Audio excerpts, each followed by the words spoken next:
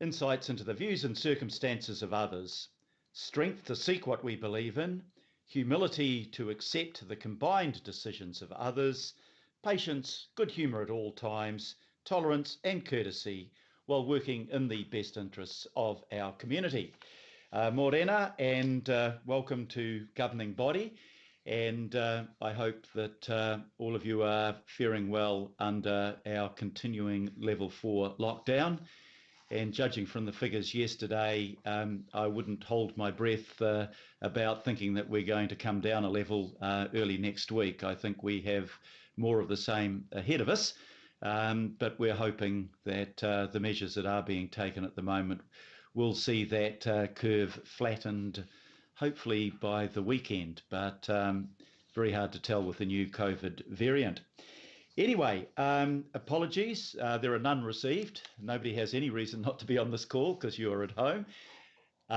What I need to do, however, is nevertheless do a roll call. And Sandra, if I can ask you to take us through the roll call.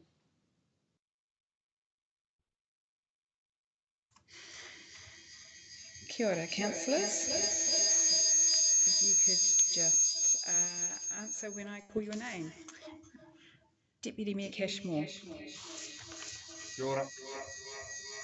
Councillor Bartley.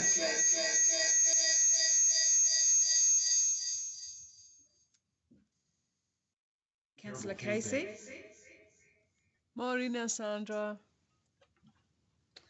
Councillor Collins. Kia ora, Sandra. Kia ora, everybody. Councillor Coombe. Ke koneo, morena koutou. Councillor Cooper. Tēnā mai tātou katoa. Councillor Dalton. Morena, Sandra. Councillor Darby. Atamaria. Councillor Filipina. I'm really tired and there's feedback coming through, Sandra. Councillor Fletcher. Good morning. Councillor Henderson. Morena koutou. Councillor Hills. Kia ora, kia ora, kia ora, kia ora, kia ora. Councillor Mulholland.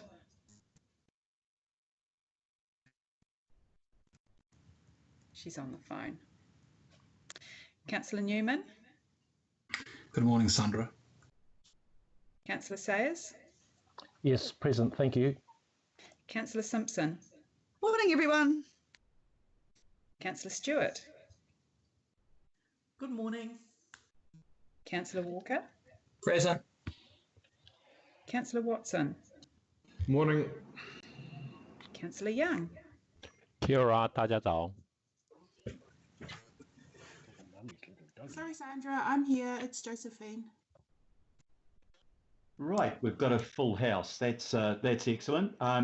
Just ask if there are any councillors with an interest that they need to declare for today's proceedings. If not, I will move the confirmation of the minutes of the 29th of July 2021. Do I have a seconder for that, please? Happy to. Second, Mayor. Okay, can you please identify names, because I can't see anybody at the moment. Shane. Was that Desley? Yes, Mayor. Okay, thank you.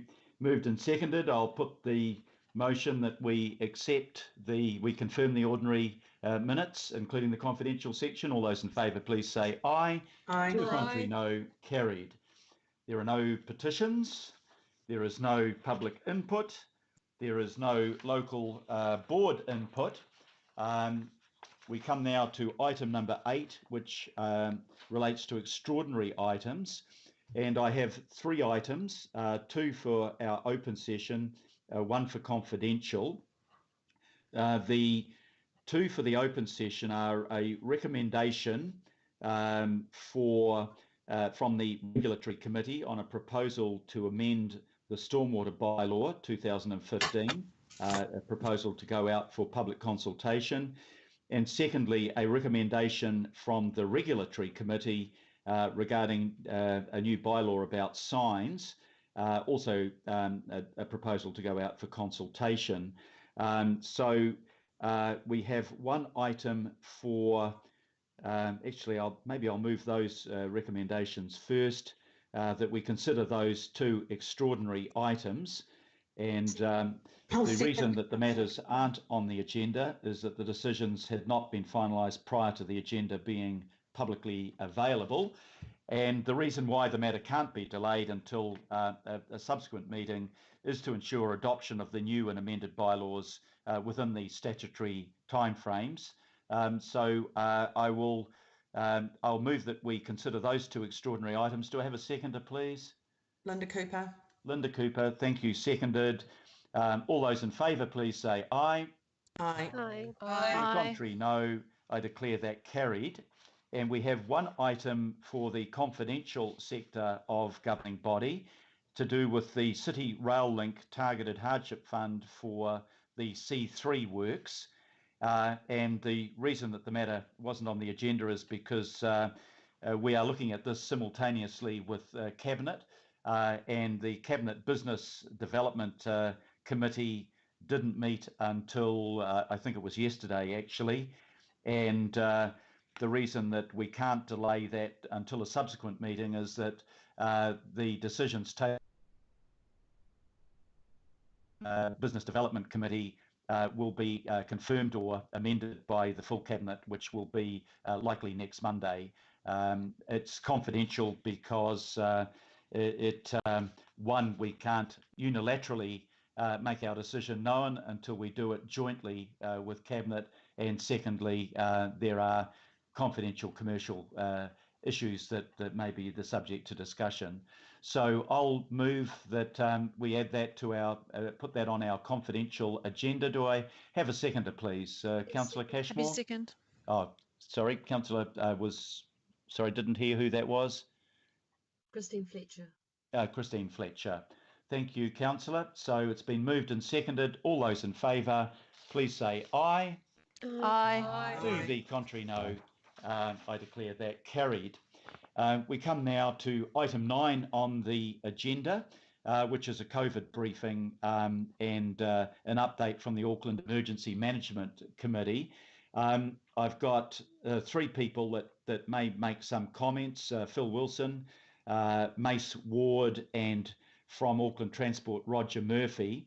But we also have in attendance other officers, including Nick Hill and Pam Ford from Auckland Unlimited, if you have questions to them. What I'm proposing to do is, once we've heard from those that are going to speak to the item, that we combine both our questions and our comments. Because it's a fairly long agenda today, if I can ask people to be reasonably concise in terms of their comments and their questions on this. But it is what's dominating our world at the moment. So it's important that you do have the chance to raise any pressing matters that are on your mind. So Phil, if you're online, if I can ask you please to lead off the discussion. Thank you, Your Worship. Kia ora koutou katoa. Very good morning, Your Worship, councillors and colleagues online. It doesn't feel like it necessarily, but this is the 8th day of lockdown level 4, and a lot has happened and a lot has needed to happen in that time. We've got a reasonably broad briefing for you this morning in terms of scope. I want to point out that we're, complementing this forum, this briefing with continued online briefings. I'll talk more to that a little bit later.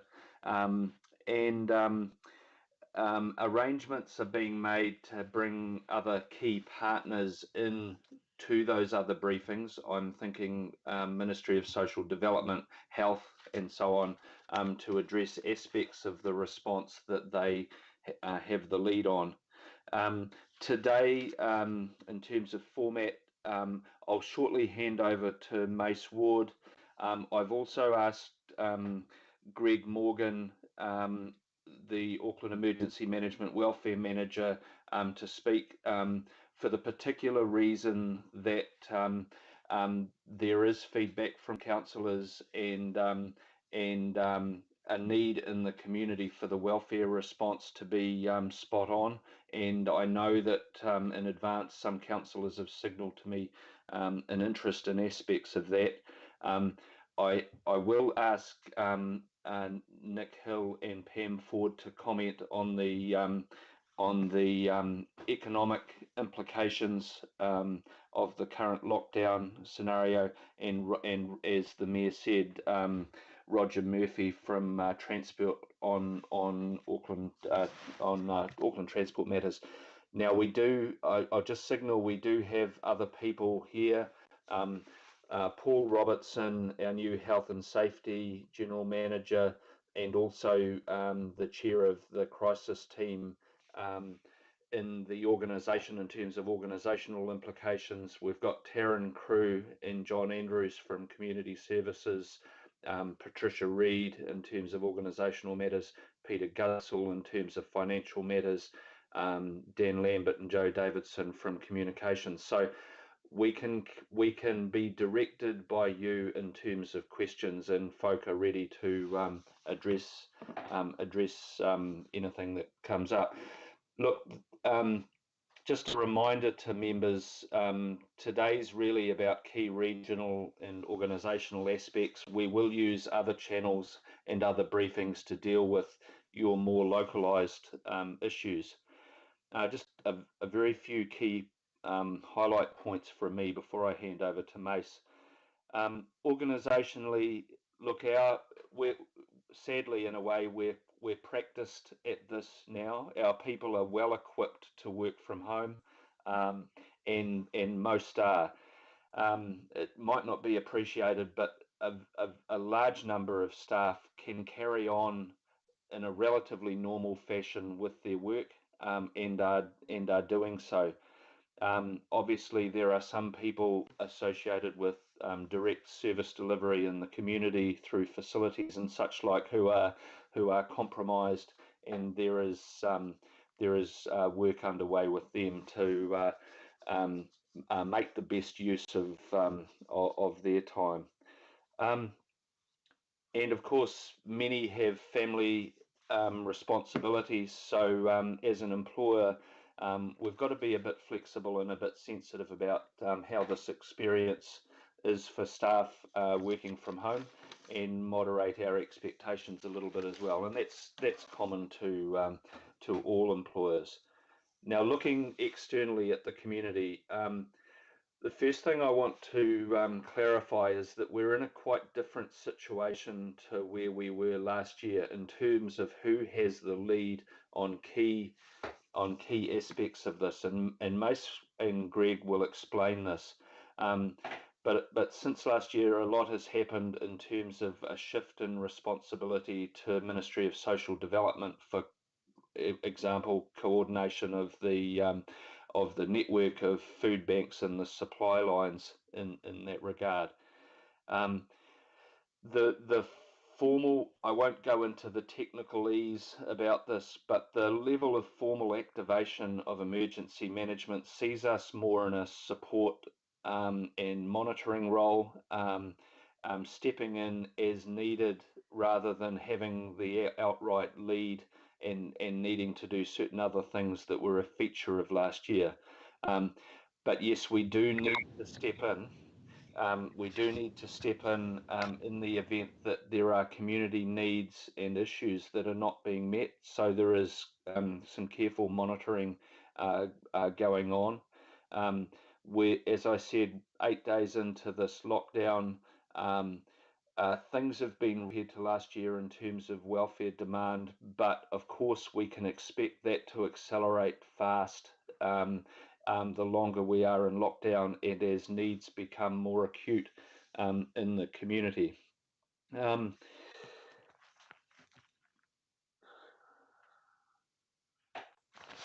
We are starting to see requests from our partners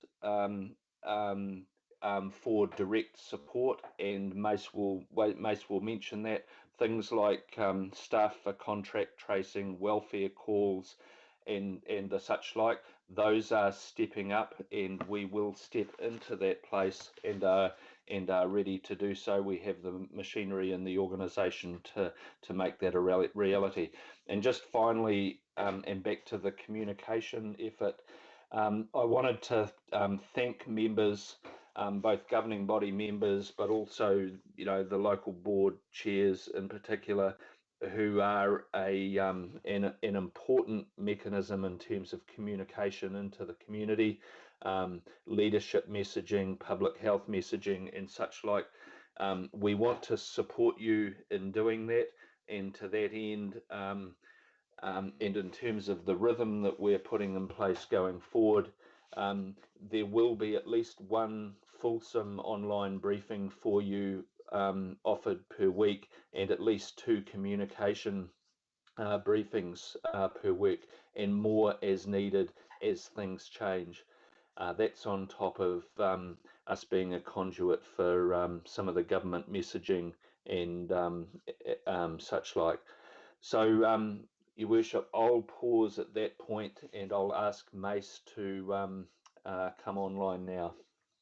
Thanks, Phil. Mace, are you there? I am. Morena tātou, Mayor Phil, councillors, and everyone else. Thank you very much for the time to provide an update today. As Phil said, I have Greg Morgan as Group Welfare Manager and support today.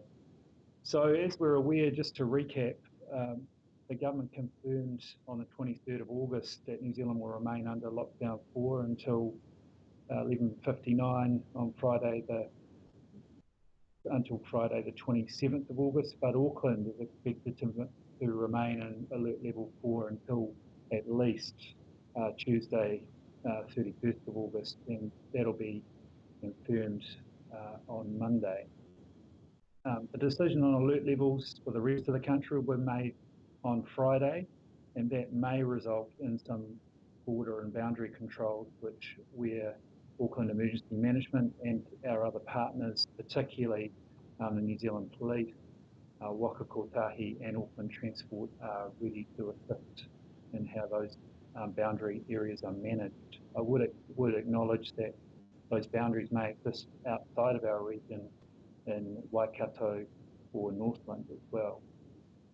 So the government has also announced that as we shift back down to alert levels, record keeping will be mandatory for some businesses, including cafes, restaurants, bars, casinos, concerts, aged care facilities, excluding patient centres, and other functional facilities and services.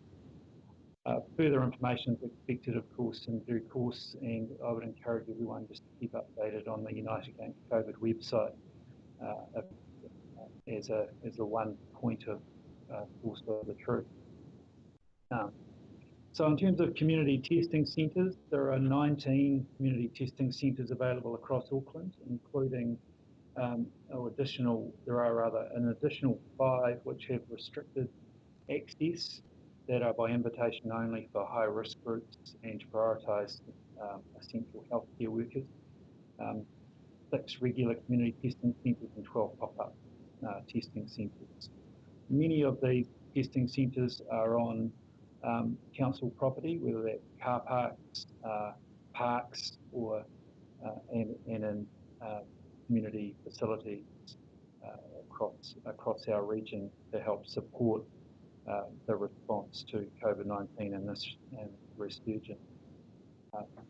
There are a number of new ones being set up recently, including at Mountford Park in Manurewa, Pukakoi Showground, and more recently, whilst outside the region, still serving some of our Aucklanders at Tuakau Rugby Club, League Club, and Waikato. The Ministry of Health, of course, is reminding people that they only need to get tested if they were in a location of interest at specific dates and times, or are a close contact or with a positive case, or have a cold or flu-like symptoms. If people are identified as being close contact or have visited a location of interest, they should self-isolate and call Healthline for further instruction. Auckland Health Authorities, whom we're working closely with, are also urging anyone else who requires a test to contact the GP, designated practice or an urgent care clinic to see if they have testing availability before attending a community testing centre, and this will help with wait times and traffic congestion around our testing site. Our information coming from health authorities last evening was that there's been a record week for COVID testing in Tamaki Makaurau, with more than 150,000 community tests registered by the city's laboratories since last Wednesday, which is an outstanding response from Aucklanders. They particularly commended communities that identified as one of our 8 Pacific ethnicities, who make up 28,000 of those tests, the highest rate of testing per population group across New Zealand. They also noted, as of yesterday afternoon, the majority of community testing centres had no wait times or wait times of 15 minutes or less, which, as you will all be aware, is a significant change from earlier in the week and last week. So just now turning a bit more to Auckland Emergency Management's COVID-19 response. As Phil Wilson commented, we are in very much a support role with the National Emergency Management agencies and our other government partners across the region and across New Zealand. But we are have a number of things going on. So our focus has been on liaising with those government and partner agencies to establish the level of need in Auckland, as well as pushing all of government messages on our channels, website and social media into our community so that they're well informed about how to behave and how to stay safe. We're in a different position, as Phil noted, from the first time. We're in alert level 4, with government departments now ready to scale up. They're set up and prepared to respond quickly and to offer support. We're more at the bottom, or ready to respond if some of those things either fail or there's a scalability issue. Ministry of Social Development is taking a lead on providing welfare support, and I will ask Greg to comment shortly on how we're supporting that process. For people, particularly focused on people who cannot afford food and other essentials, and or those people who may be sleeping rough. For people who can't afford food and essential food supplies, the first step is to contact Work and Income, and a range of hardship support is available, including for food. And in the elected member update that went out to all of you last evening, there are some really good links that you can share with your community in that update. I'd encourage you to do so. Some people are isolating at home are supported with welfare needs by Health and its network providers and MSD Community Connected. However, we know there is an emerging need caused by accessibility issues rather than affordability issues, and that is the focus of our welfare response. We're currently setting up a welfare desk, ably supported by our Connected Communities department, and particularly the librarians, that will be used to assess the eligibility level of need of those applying for support and redirect callers to the relevant agencies for support. So really a triage and helping people get to the services they need quickly and with ease. As Phil mentioned, we won't be setting up our own welfare distribution centre for food on this time, but we will instead work with established food providers such as Bid Food, and also support the food banks across our region, who really have an excellent network and are well tapped into their community. And it's been part of the resilient and work that Auckland Emergency Management's done over the last 12 to 18 months, and of course for some time. All of this is likely to sound very familiar to you, as much of that information was sent out last night, and as I said, I would encourage you to share that information on your social network and through your community channels. Just a quick note really around support for rough sleepers. We've been asked questions about the rough sleeping community, and I'd like to start by acknowledging the work of the group that consistently provide that wraparound support for those people in our region that sleep rough or need support and are particularly vulnerable. They have again scaled up their efforts and resourcing to provide what's needed under this lockdown, and I think we should all commend that. In terms of Auckland Emergency Management Partners, MSD is the lead agency for emergency housing support, including for rough sleepers and homeless people, and we'll work with the Ministry of Housing and Urban Development and other agencies as required to ensure people have a safe, dry place to sleep and spend lockdown in. Other work that's been occurring across Auckland Council has been support for Auckland City Mission, and council teams are also supporting the City Mission to adapt to changing circumstances, in particular how they keep their staff safe and service running while physically distancing and individuals may need to isolate. This includes looking at how we can use our own council facilities, and we're arranging access to Western Spring Garden Community Hall, for example, to support the Street to Home team to continue their assertive outreach work. And also planning for the Federal Street Plaza under 135 Albert Street for meal pack distribution if the Auckland City Mission's Union Street facility needs to close for some reason. Additionally, there's been access for the Pride project in Manarewa at Te Matari, Glendon, to use that facility to also scale up for food distribution. Vision West reached out to the welfare team last week for support to organise on-site COVID-19 testing for residents at their transitional housing apartments in Avondale, and the council connected them to help to arrange that to occur.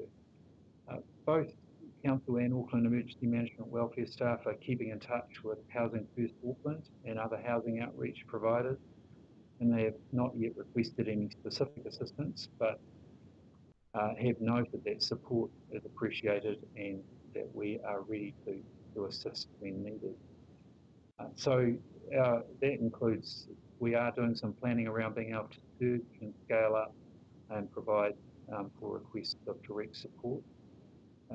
Some of that direct support has gone into the Northern Regional Health Group from people to help with logistics.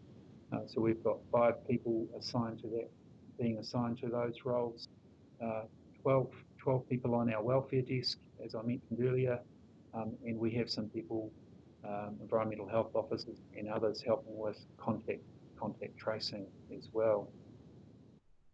We have had some targeted communications for impacted communities. The Ministry of Health is the lead agency for this, and we'll continue to use their messaging and push it through our channels to help increase that engagement so people stay safe and well. And finally, we're encouraging people to continue to use the covid19.govt.nz website for all the latest updates that we also get, of course, at 1 o'clock every day. I wonder if I could also ask just Greg Morgan just to provide a really short update on how he's been as Group Welfare Manager supporting the welfare agency. Greg. Kia ora koutou. Thank you, Mace. I think just in addition to what you've said, I would just like to emphasise that I'm working with MSD and the Northern Region Health Coordination Centre every day. What we've built in effect is a model for a kind of shared assessment centre. Now, not an assessment centre that's going to send whānau around to many points of contact with multiple needs assessments, but so that we can look together and monitor where needs are arising that are not being met. So we're really focused in on surge capacity to support community providers where demand might outstrip what they can manage, but also those specialist teams that are in place with the Northern Regional Health Coordination Centre, the teams that are supporting whānau in very culturally appropriate ways. with large numbers of people isolating at home, we can see that we might be needed to step in and to take over some of the workload, some of the assessments for people who otherwise might not be got to quickly. Our team is also ready to undertake any outbound calling that might be asked of us by MSD or the Northern Regional Health Coordination Centre. Councillors, you'll remember that last year the Council supported MSD outbound calling to older people. So we've certainly signalled our interest to MSD to be involved in any calling that would really support whānau at home, and the mechanism that we have in place with this working together in this kind of virtual assessment centre structure will certainly support that. So, yep, that's a bit of operational detail for you just to show how it's coming together. And we can continue to draw from council teams, so the 12 people in our welfare response at the moment can be added to with others, particularly as we take on other tasks that are asked of us. And just one last thing, although this is a big regional overview, where we are identifying there are some local issues, we can hop in and help link partners up and do some problem solving. So MSD is really encouraging the community food sector to share and partner, and they've got quite good structures in place for that. But occasionally, and it happened this week, there have a couple of gaps where we can use our connections to help people reach solutions. So we're active to that as well. Kia ora. Thanks. Phil Wilson again. Thank you, Greg. Your Worship, with your indulgence, I'll just ask Nick Hill and Pam Ford, and then immediately following them, Roger from Auckland Transport for a brief comment, and that will wrap up the briefing part of this. Kia ora koutou, good morning. The emerging view of business is actually pretty pessimistic about the likelihood that we're going to remain at level 4 and in forms of lockdown for quite some time to come. And in that respect, it's there are parallels with where we were in March and the middle of last year with where we are now, but there are also quite a few differences. So I'll just run through 5 things that we're picking up. And if you remember back to around the middle of last year, the economists were predicting some pretty significant unemployment outcomes for Auckland, and also paradoxically forecasting lower house prices. None of that happened. And I think the first point I want to make is around the government's response and financial support. The wage subsidy was probably the significant response from the government from an economic point of view last time. The government has confirmed that it's making a wage subsidy available, but it's only done that for 2 weeks. The second thing that the government has introduced this time, which is new, is a resurgence payment. That payment is a cash payment. It's kind of skewed towards smaller businesses, but it helps to deal with a problem last time that no one ever really quite solved, which was around the cost of rental accommodation for businesses and the unwillingness of many landlords to necessarily offer discounts or financial support for it. So that does address that issue to some degree. The thing that the government hasn't done this time is provide support as they did last time through Auckland Unlimited, or ATID as it was, around the Regional Business Partner Program. They're unlikely to do that. We don't think that that's a bad decision. A lot of that advice was that money was geared towards supporting smaller businesses to make adjustments to deal with the world that we're now in. So a lot of that has actually happened, and it's not something you necessarily would need to repeat. One comment though I've had from a senior business leader this morning is that given the wage subsidy is only committed for 2 weeks, there is a sense in the system that there's not as much cash in support of businesses. And I think it's that uncertainty and the virulence of the virus that generates quite a lot of nervousness in the system at the moment, possibly even more than there was previously. The second point is the nature of Delta and its virulence. And one of the things that's playing out at the moment is where you find an individual who is infected then driving stand-downs of whole teams of individuals because of its virulence. And then those individuals either having to be replaced, but also the degree to which they get supported at home and the degree to which companies can continue to do that. In our own case at Auckland Unlimited, we've got the issue with the zoo. If somebody at the zoo is found to have been infected with Delta, we need to stand down probably everybody in the zoo, and we need to then find a team to replace them to feed the animals. So that's the second concern, and that is different from last time, or more severe. The third issue we're heading towards is a split economy where the rest of New Zealand opens up and Auckland remains locked down.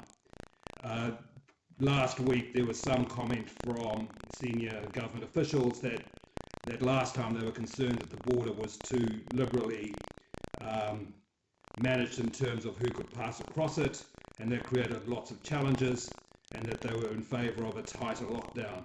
However, at the same time, I think the government is increasingly aware that Auckland manufactures and distributes a lot of essential services, essential goods such as food, and how that would work across the border. So I think there's some real challenges around the real likelihood that Auckland remains locked down, the way in which the border is managed, the impact on the economy more generally, and the flow of workers across that border. We faced that, and was a problem last time. I don't think it was ever satisfactorily resolved. The fourth issue is around vaccinations and testing. I think there is very, very strong support from the business community that the way out of all of this is to lift the level of vaccination and testing.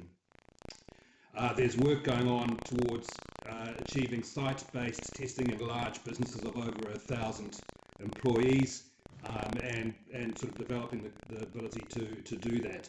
But an issue that starts to arise, which we've seen in New South Wales, is what happens when some workers are vaccinated and others aren't. Are we going to move to mandating workers being vaccinated if they're going to be able to be let into a workplace? I think there are businesses already who are starting to move in that direction. And if workers are not vaccinated, the extent to which we move to, as they have in New South Wales, testing workers every day. And that then raises the question around things like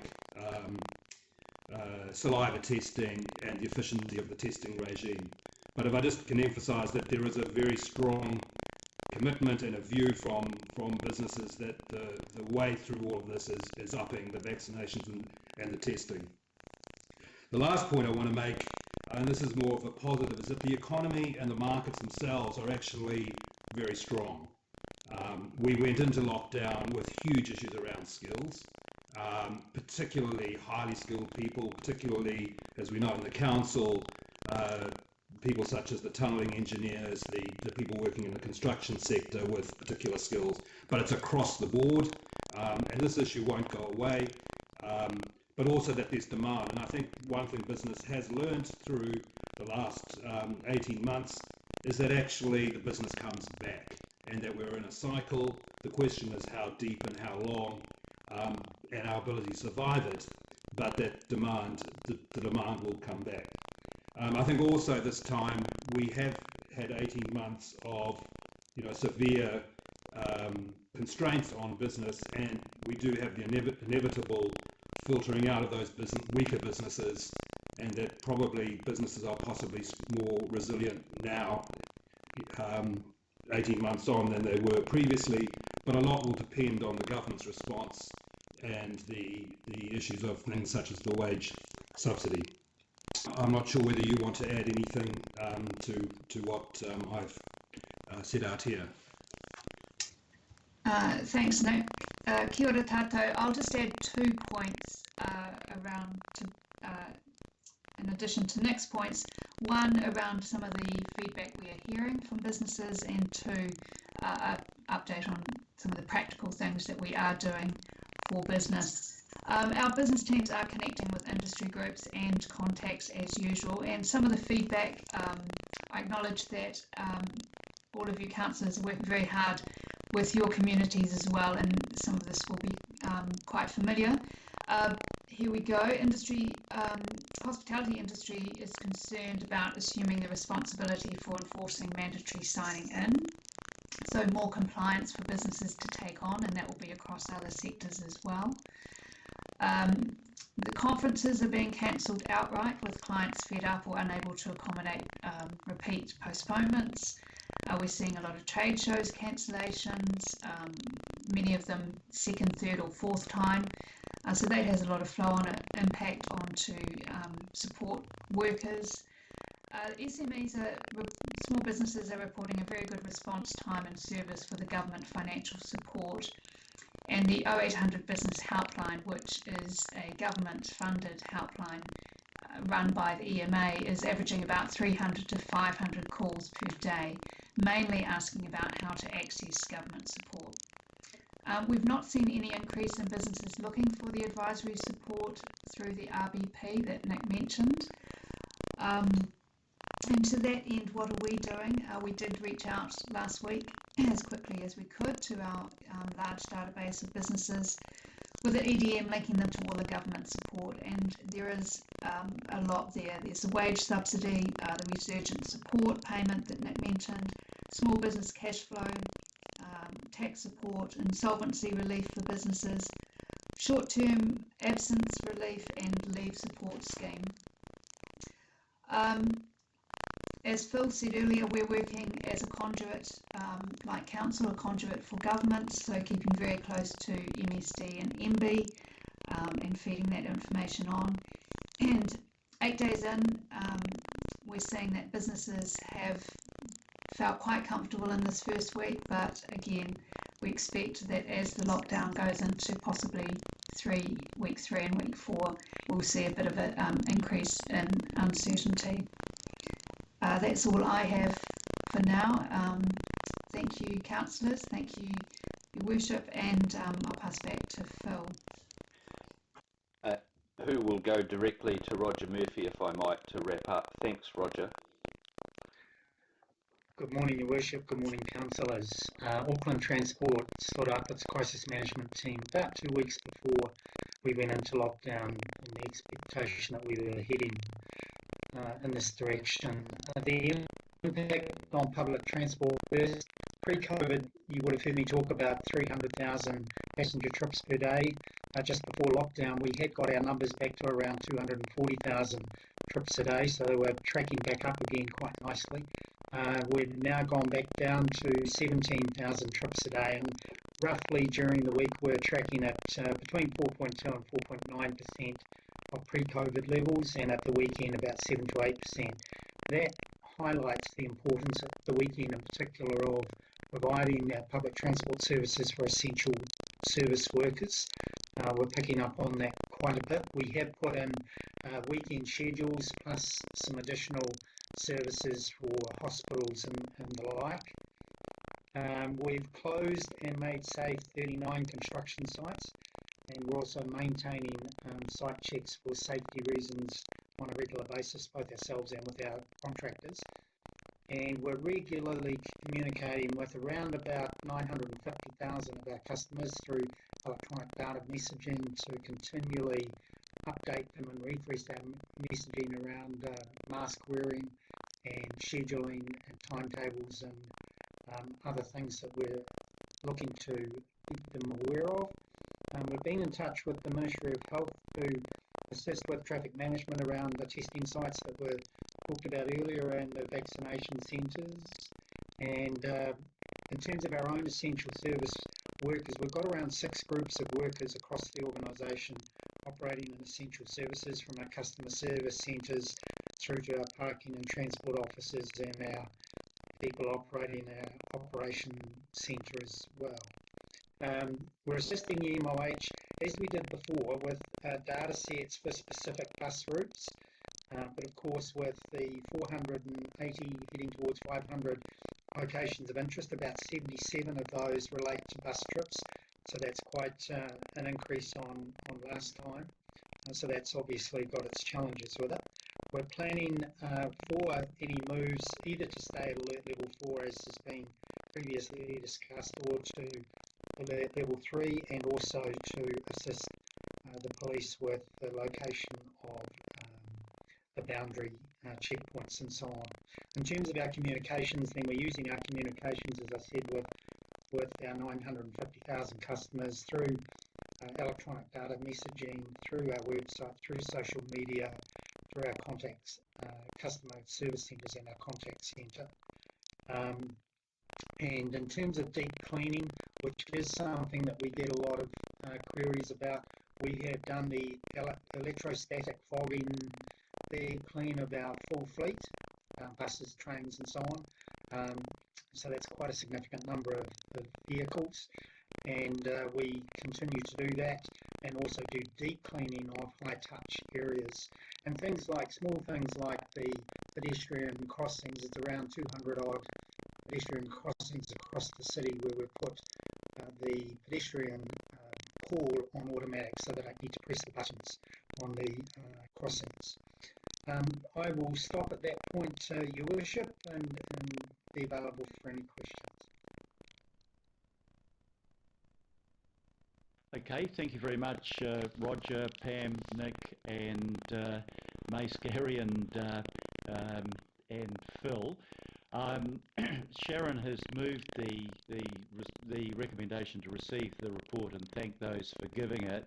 I'll second that. So what we'll do now is we'll take questions and comments together as I suggested before, and I'll just work through the list. So if you can focus on what you think is most important and try to keep the questions and comments fairly concise, please. So let's start. I think at the top of the list was Shane Henderson. Thank you, Mayor. Yeah, I mean, my only comment is that's absolutely wonderful update, team. So thank you for everybody for providing for that. Really great. I suppose this is more of a general kind of basic question, but if we're receiving questions around the vaccine rollout or testing sites or any of those kind of more central government related responsibilities, where would you suggest that we direct those questions? And I've got a bit of a follow-up after that. I'm not sure who wants to answer it.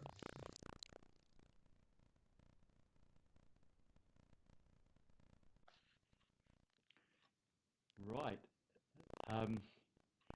Default questions always go back to Phil Wilson. So yeah. Phil. Two parts to the answer, Councillor Henderson.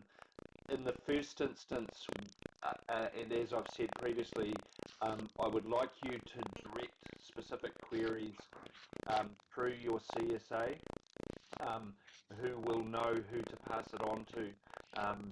And it's just a way of sort of coordinating what would otherwise be a large number of disparate requests.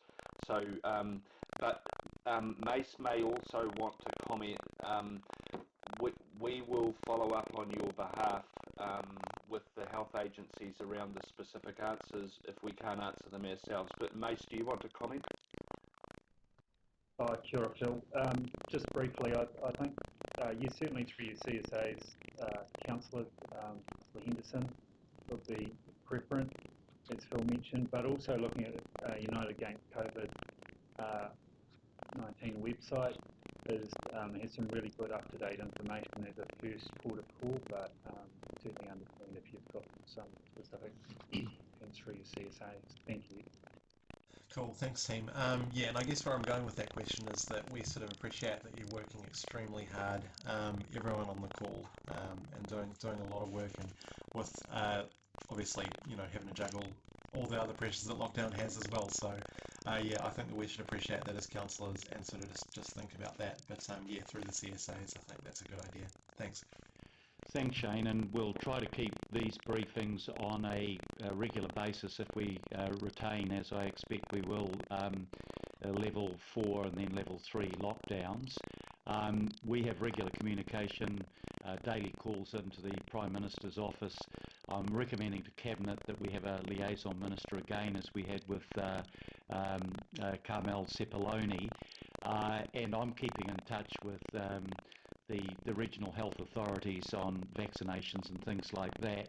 So if you've got, if you've got certain issues that you think need to be raised at that level, please feel free to contact my office, probably through Claire at this stage as well. Okay, second question is Councillor Angela Dalton. Thank you, and thank you very much for the excellent update and for all of the hard work. Mace, thank you for the efficient turnaround on Te Matariki for the parcel distribution yesterday. My question is around the testing. So curiosity, actually, we're told how many tests are done each day, and so if we're saying there's 150,000 done so far, does anyone have the number of what are processed? So they talk about 60,000 tests processed a day, but where are we in terms of getting the test results for those? So is there a lag time? Okay, who's best placed to answer that? We may not have the specific answer. I know that it's taking, because of the sheer number, and I think Richard Hill's put up before that it's 50% higher than ever before. There is a delay, and we're trying to get on, obviously the health authorities are trying to get on top of that. But Mace, do you have a specific answer on that at all? Thank you, Worship. No, I don't, Councillor Dalton, but what I can do is ask for that type of information to be, so we can report that back from health. Thank you. Look, it's not urgent, it's a curiosity. I think evidence is when we're going to peak. If we knew how many tests have been, the results have come back from the processing. So thank you for that. Don't put it top of your list. Thanks. It's a good question though, and I see Josephine's comment in the sidebar. It is taking, in her case, that's 4 or 5 days. I'll raise that again with the regional health authorities too, just to see if what can be done. We're maybe doing it at peak at the moment, but it's obviously important because otherwise people are in limbo and they don't know whether they, if they've been tested and they have symptoms or they've been at a location, they should be self-isolating, and that's quite difficult. So it's obviously desirable to get the tests in as quickly as possible. And I'll raise the question about whether we can get assistance from elsewhere in New Zealand for Auckland as well, because the bulk of the testing is obviously happening where the bulk of the cases are, which is here. Right, Sharon Stewart, next question. Thank you. I just want to also thank Greg Morgan. He's been very helpful in our community. Just when we're advised of new locations in the community, because they come out almost daily, what I've been told, and listening to 1ZB, a lot of people are turning up to be tested the moment this confirmation comes out. And what I've been told is that it takes around about 5 days before you actually become contagious. So we might be having a lot of people that are going to get tested.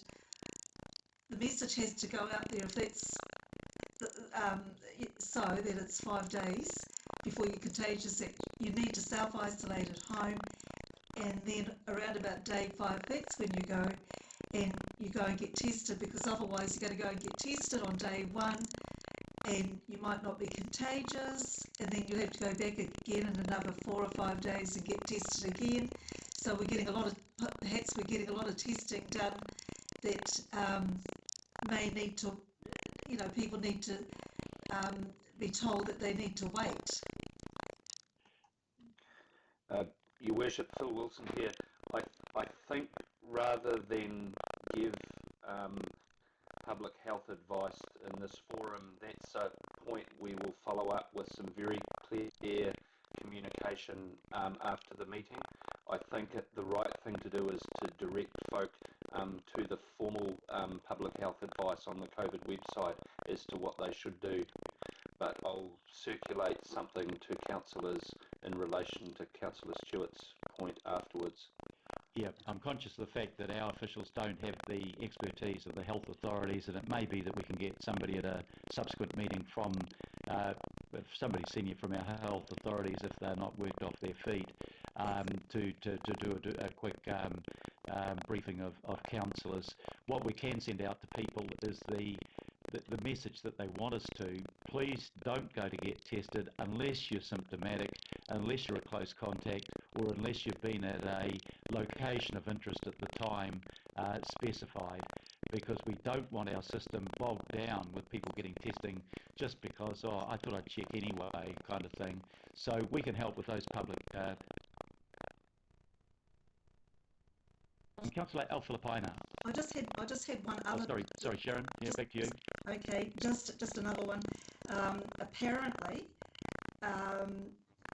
once again on 1ZB this morning, they were talking about that apparently it's not mandatory to scan when you go to a supermarket, and it'll become mandatory when we change to another level.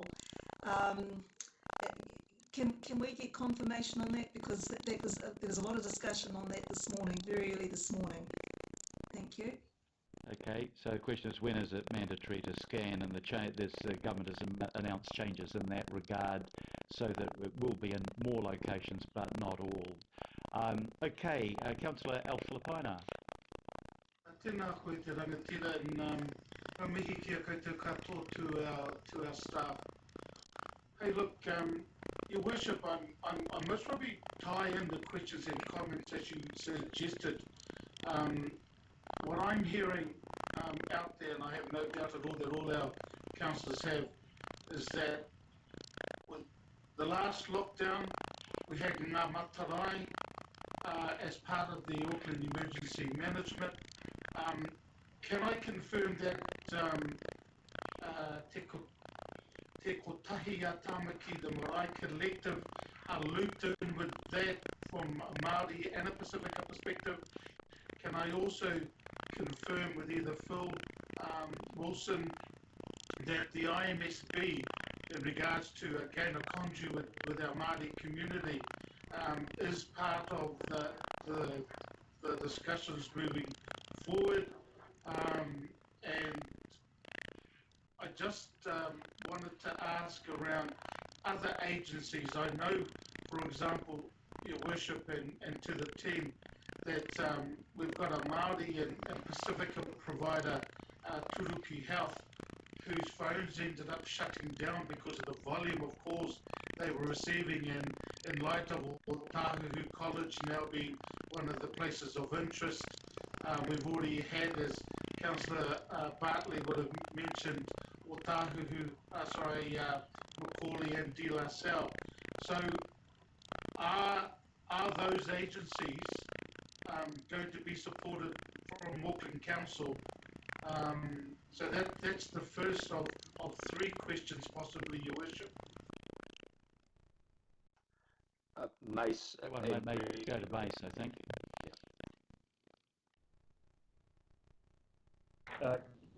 Kia ora, Councillor Filipina. Yes, I mean, the short answer is yes.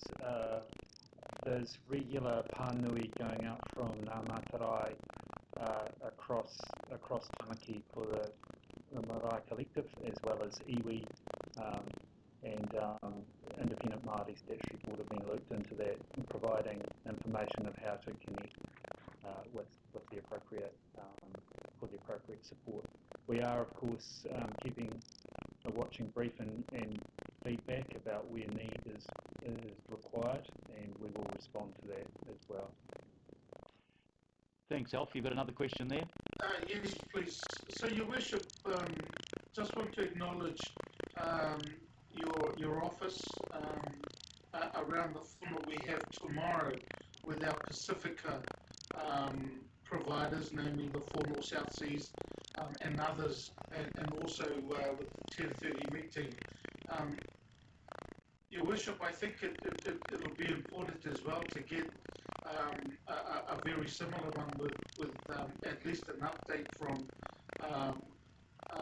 the group that Mace has just mentioned around Māori as well, because I know that the messages around hangi and the levels, yes, I know they're on the Ministry of Health website, but in particular from us, that needs to go out to Ngā Matarai, but also from there to the Marae Collective, to all our groups.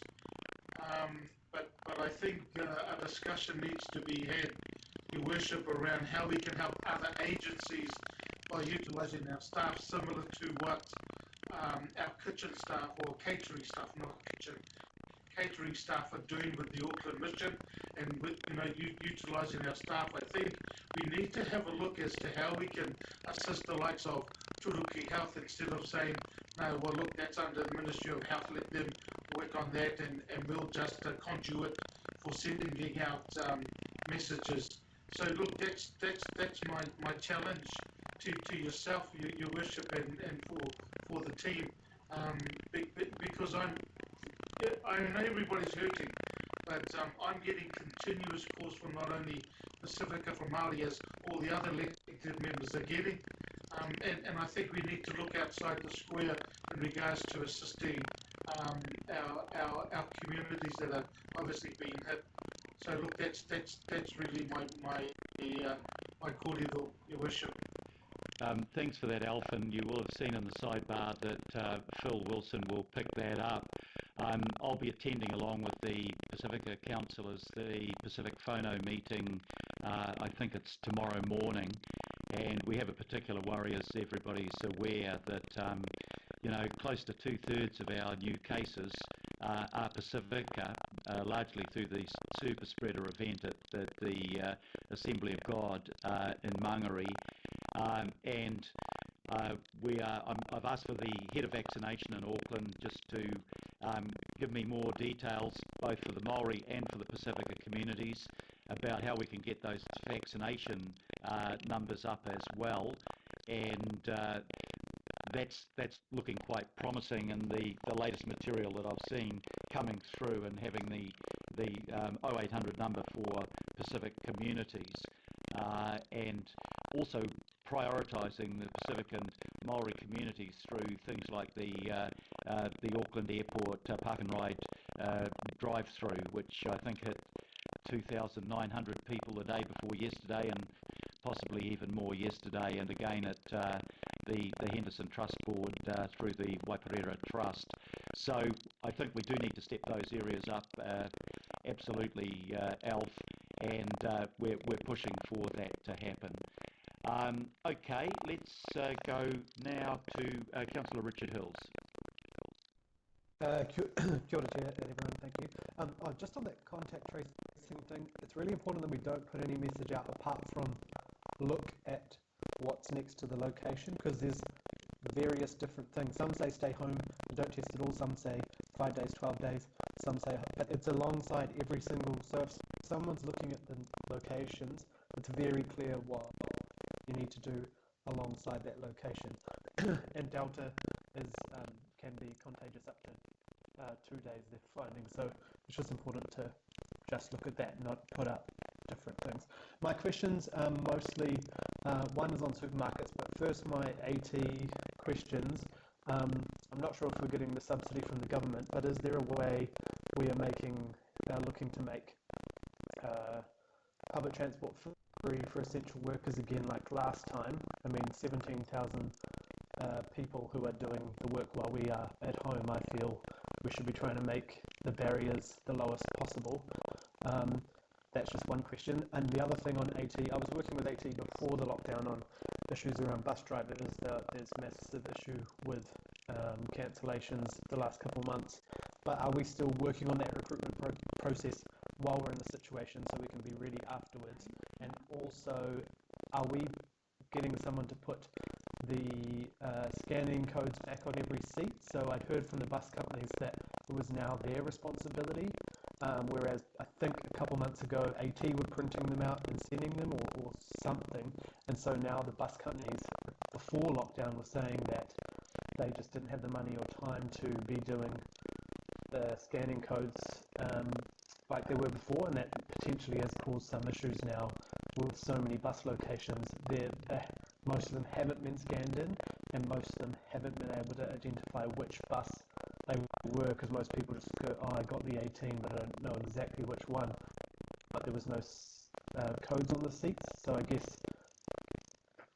being, for now, are we doing that work at the moment? That one's for you, Roger, I think. Yes, I think there were three questions there, Councillor asked. First of all, in terms of fares, we are operating differently to before, that we are still charging at the moment. We have not got any funding yet. We have been operating so far with everything that we've been doing with our existing budgets and expenditure. We are making approaches to see what we can do to get funding, and I think the Mayor has been involved in that as well. So to your point, we will be looking at that, but we are dependent on central government funding if we go further down that track, to the Councillor's question. Second question, in terms of bus drivers, it's fair to say with 77 bus trips being identified, a number of bus drivers are also self-isolating, and in terms of the bus driver shortage, that obviously creates a little bit more of an issue and a challenge, but at the moment our operators are coping. There are a significant number of drivers that are self-isolating. There are a number of drivers who, because of their age and other health reasons, might be considered to be vulnerable, and so are self-isolating as well and unavailable to work. And then there's a general bus driver shortage, as you would be aware. But we do have it under control, and we're working with our operators in that regard at the moment. While the benefit that we have with operating with the weekend schedules is that it takes that demand for drivers down. So we have it under control at the moment, but monitoring it closely. I think the third question was in relation to scanning codes on seats, on buses and trains. The answer to that is we have done a reprint of our codes. It costs us $25,000 a time every time we do that to assist our operators, and we're refreshing all of those, have been refreshing those in the last week, and will continue to do that going forward. There is an expectation that our operators are stepping up to that plate as well, but we have assisted them in the last week. Thank you. I think I've covered all of your questions, Councillor. Yeah, perfect. And I guess my comment on that is that maybe it's for the Mayor and Phil Wilson. That's something, if it's $25,000, we should be asking the government for that, because lockdown's costing us $1.5 billion, and I know that over the last couple of months those scanning posters almost disappeared off my buses, and if that's helped cause the spread, then that's or the contact tracing, slowing down the contact tracing, I think that's pretty serious. And my last comment, and it's probably more of a concern, I know we know the supermarket issue. I'm in contact with Countdown, who say that it is becoming worse, and I know that Westgate's now closed today. There is becoming a tipping point where suddenly, especially older persons and people who can't drive, we're going to be left without food, and that could become a serious issue if we keep getting these supermarkets closing down at alarming rates. And I think it's up to something like 2,500 supermarket staff in Auckland are now isolating across both organisations. So I don't know what the plan is, but I am very worried that it could create some backlash or protests or whatever. People without food no longer want to isolate, etc. So that's just my concern. But otherwise, thank you all for doing massive amounts of work. Thank you. Thank you, Richard. Just a couple of points. I have written to the Minister asking what the plans from Waka Kotahi are in terms of subsidy. It'd be really important if we could get that back. Secondly, in terms of the supermarkets, obviously everybody's keeping a close eye on that, and we have got, I'm worried about the people that have said that they are isolated at home, the whole family is under lockdown, they might not be able to get their groceries through family or neighbours. We've got the student volunteer army out there, including, and maybe in particular on the shore, that's doing a great job. And I've talked to Mace this morning about whether we can give more assistance in that area if there's any shortfall, just to make sure that there is that way of people being able to get their food supplies by ordering it online if they're not allowed to go out. So we're keeping that one under watch at the moment.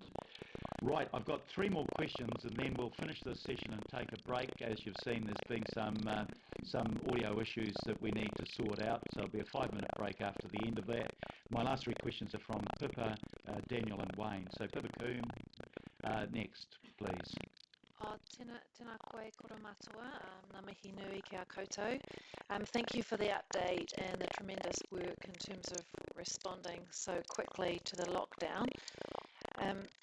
I appreciate that the team's having to respond to many different communities and different levels of vulnerability, but I really do just need to ask this on behalf of city centre residents, because the emergency response has sort of exacerbated previous concerns that they've raised around how communications go out and how the response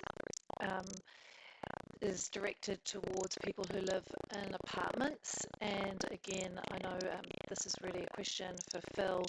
I know that you're aware of this, but I just would like to know what is being looked at in terms of how we're communicating for city centre residents and particularly their needs. And we saw, for example, like getting the testing centre up and running, where Chloe put a lot of work into that.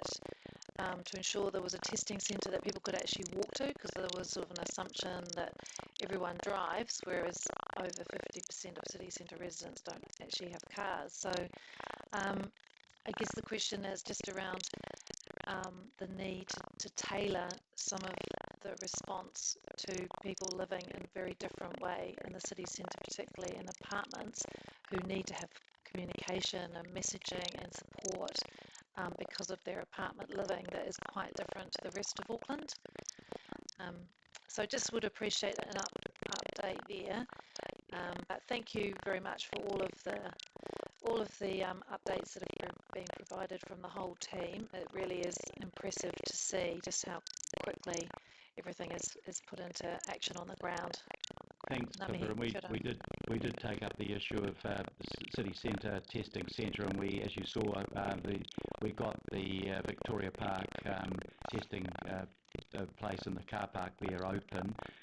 On the apartments, I had a discussion with that with Phil this morning, and with Mace. There are different circumstances. We're using common lobbies, etc. I might ask Mace or Phil just to comment on that briefly, please. Your Worship, yes, I'm aware of the issue, and I've seen some of the comment, shall I put it that way, from City Centre Residents Association. We'll pick up on we'll try and get some specific communications out. I want to be careful not to overpromise, however, and yes, it's an important and unique community within the overall Auckland landscape, but it's also less than 5% of our population. So I don't want to overpromise in terms of customised communications to all of our different communities. So we'll look at that and perhaps liaise with you after this, Councillor. Oh, thank you. Can I just add, sorry, through you, Mr. Chair, Mayor, it's not just so much the communications, it's also just this being prepared when we're not in a sort of emergency for the next, like when we had the fire, convention centre fire, again, this issue arose just about that city centre residents felt that they were overlooked. So it's just more also the planning that we do in between emergencies, just to ensure that there's systems in place that responds to the residents' needs. And I guess they're just concerned that they didn't really get follow-up from the last experiences. So this just sort of exacerbates it. But I appreciate it might not be possible, like what's possible now might be limited. Thanks, Pippa. Sorry. Okay, go ahead, Mace. If you just want a brief comment on that, I'm quite keen just to start to wrap this up fairly soon. certainly just to provide assurance that Auckland Emergency Management will reach out and with the Central City Residents Association for that resilient planning and communication. We have also asked the All of Government Group to prepare some specific guidelines for those people who live in high density living spaces, and that's been committed to, so we'll hopefully have that within the next short while. I appreciate the comment. Yep, that's helpful. Thanks, Mace. Councillor Daniel Newman. Oh, look, thank you, Your Worship. I had a question, but can I just say that a real commendation to Phil and to Mace and to Greg Morgan, all the council officers, and you, Your Worship, and all of the elected members. Actually, I've never been this proud of this council and the all of government response as I have been during this lockdown. It's been amazing. It's been an unprecedented time, and it's been a real privilege to have been part of this. And everybody's got their stories, but I just wanted to acknowledge everyone for the work that they are doing. My question relates to the security of vaccination supply as we move through to the end of September. As we move down the age cohorts and more and more people are now able to get the Pfizer vaccine, that should result in a high proportion of Māori and Pacifica people who, of course, are more represented in that younger age cohort. And to date, we've had two primary challenges. One is around the booking, which works for people who are proactive, but not necessarily for those people who are not used to going through that channel. And the second has been the capacity to accommodate the demand, and we've seen that really stretch during recent times with a surge in demand for testing. As we move down through the lockdown levels, so as to enable more walk-ups and drive-through without bookings, it raises concern for me as to whether we can maintain the high level of engagement and uptake, which absolutely needs to be a priority for Auckland, and match that with the continual supply of the Pfizer vaccine. Because at some point, if we continue to achieve the sort of rate of uptake that we've got at the moment, if that can be sustained, we will almost certainly run out of the supply to meet the demand at a given point in time. So can I ask both Phil and Phil to take that matter up with Auckland Regional Public Health and with the Cabinet and report back to us around ensuring that we can sustain the supply of the Pfizer vaccine, and if we start to, if that surge in demand for it starts to compromise supply, that Auckland does need to be prioritised, because this really is ground zero for these for this Delta outbreak, and the best way to counter that, of course, is through the supply of the vaccine and the uptake of it. Thank you. Yeah, thanks for that, Daniel. I talked yesterday with Matt Hannett, who is the lead person on vaccination at the Northern Regional Health Authority. He said there is no immediate risk of running out, but I did notice the Minister say yesterday if we stayed at 80,000 vaccinations a day, there would be a period of time towards the end of next month before the additional millions of vaccination doses arrive in October. So we'll continue to push that, and we'll continue to push for the need for Auckland as the epicentre of this COVID breakout to be prioritised in terms of the availability of the vaccine and the staff. The good thing with staffing at the moment is that people from the public and the private sector health areas that can't work because of a level 4 lockdown,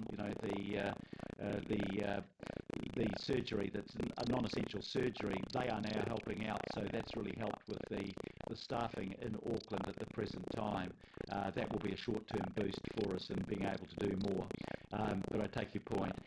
Last question comes from Councillor Wayne Walker, please. Sure. I just want to raise some questions around protecting council. One of the issues that's arising is around the access on the part of organisations to know whether their staff and the like are vaccinated or unvaccinated. So I just want to raise that as an issue, particularly because our main building has obviously got lifts and the opportunity for people to get aerosols and the like comparatively easily. And just in respect of the wider issue that was raised earlier around the zoo, where you don't want the whole zoo, for example, having to lose all its staff, are we looking at some form of pod system if we don't have it already in place, so that the whole organisation doesn't go down, or parts of it if something happens? And the other related issue of obviously that's been of concern in the media is the proximity of the Crown Plaza and the issues there, and quite obviously a high degree of care needs to be taken on our part because we're directly opposite. So just a few issues that go to the integrity of council and its operations. Thank you. Wayne, any comment from Phil or Mace? Your Worship, just to say we're well across considering those types of issues for the workplace. I will ask if Paul Robertson has a comment to make on it. Paul, are you online?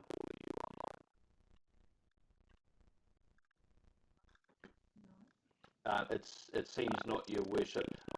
Look, just to say that the crisis, we have firstly a crisis management team looking at those organisational and staffing issues.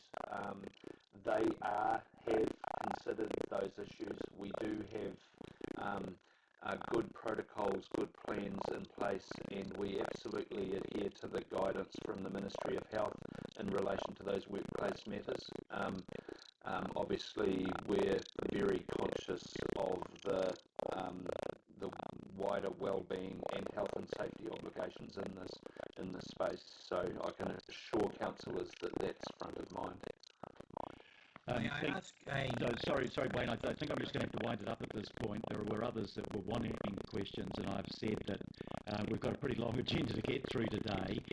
What I am proposing to do, however, is to try to get a weekly briefing, probably for 45 minutes, and with members of the governing body and probably local board members, so we can have a weekly update on the things that are happening and how we need to respond to them. We did that last time around, and I am aware that there are a lot of questions, and I think it's quite useful to have the forum. So probably on a Monday, and probably reasonably early, maybe about 8 o'clock, I'll ask Sandra to set something up there.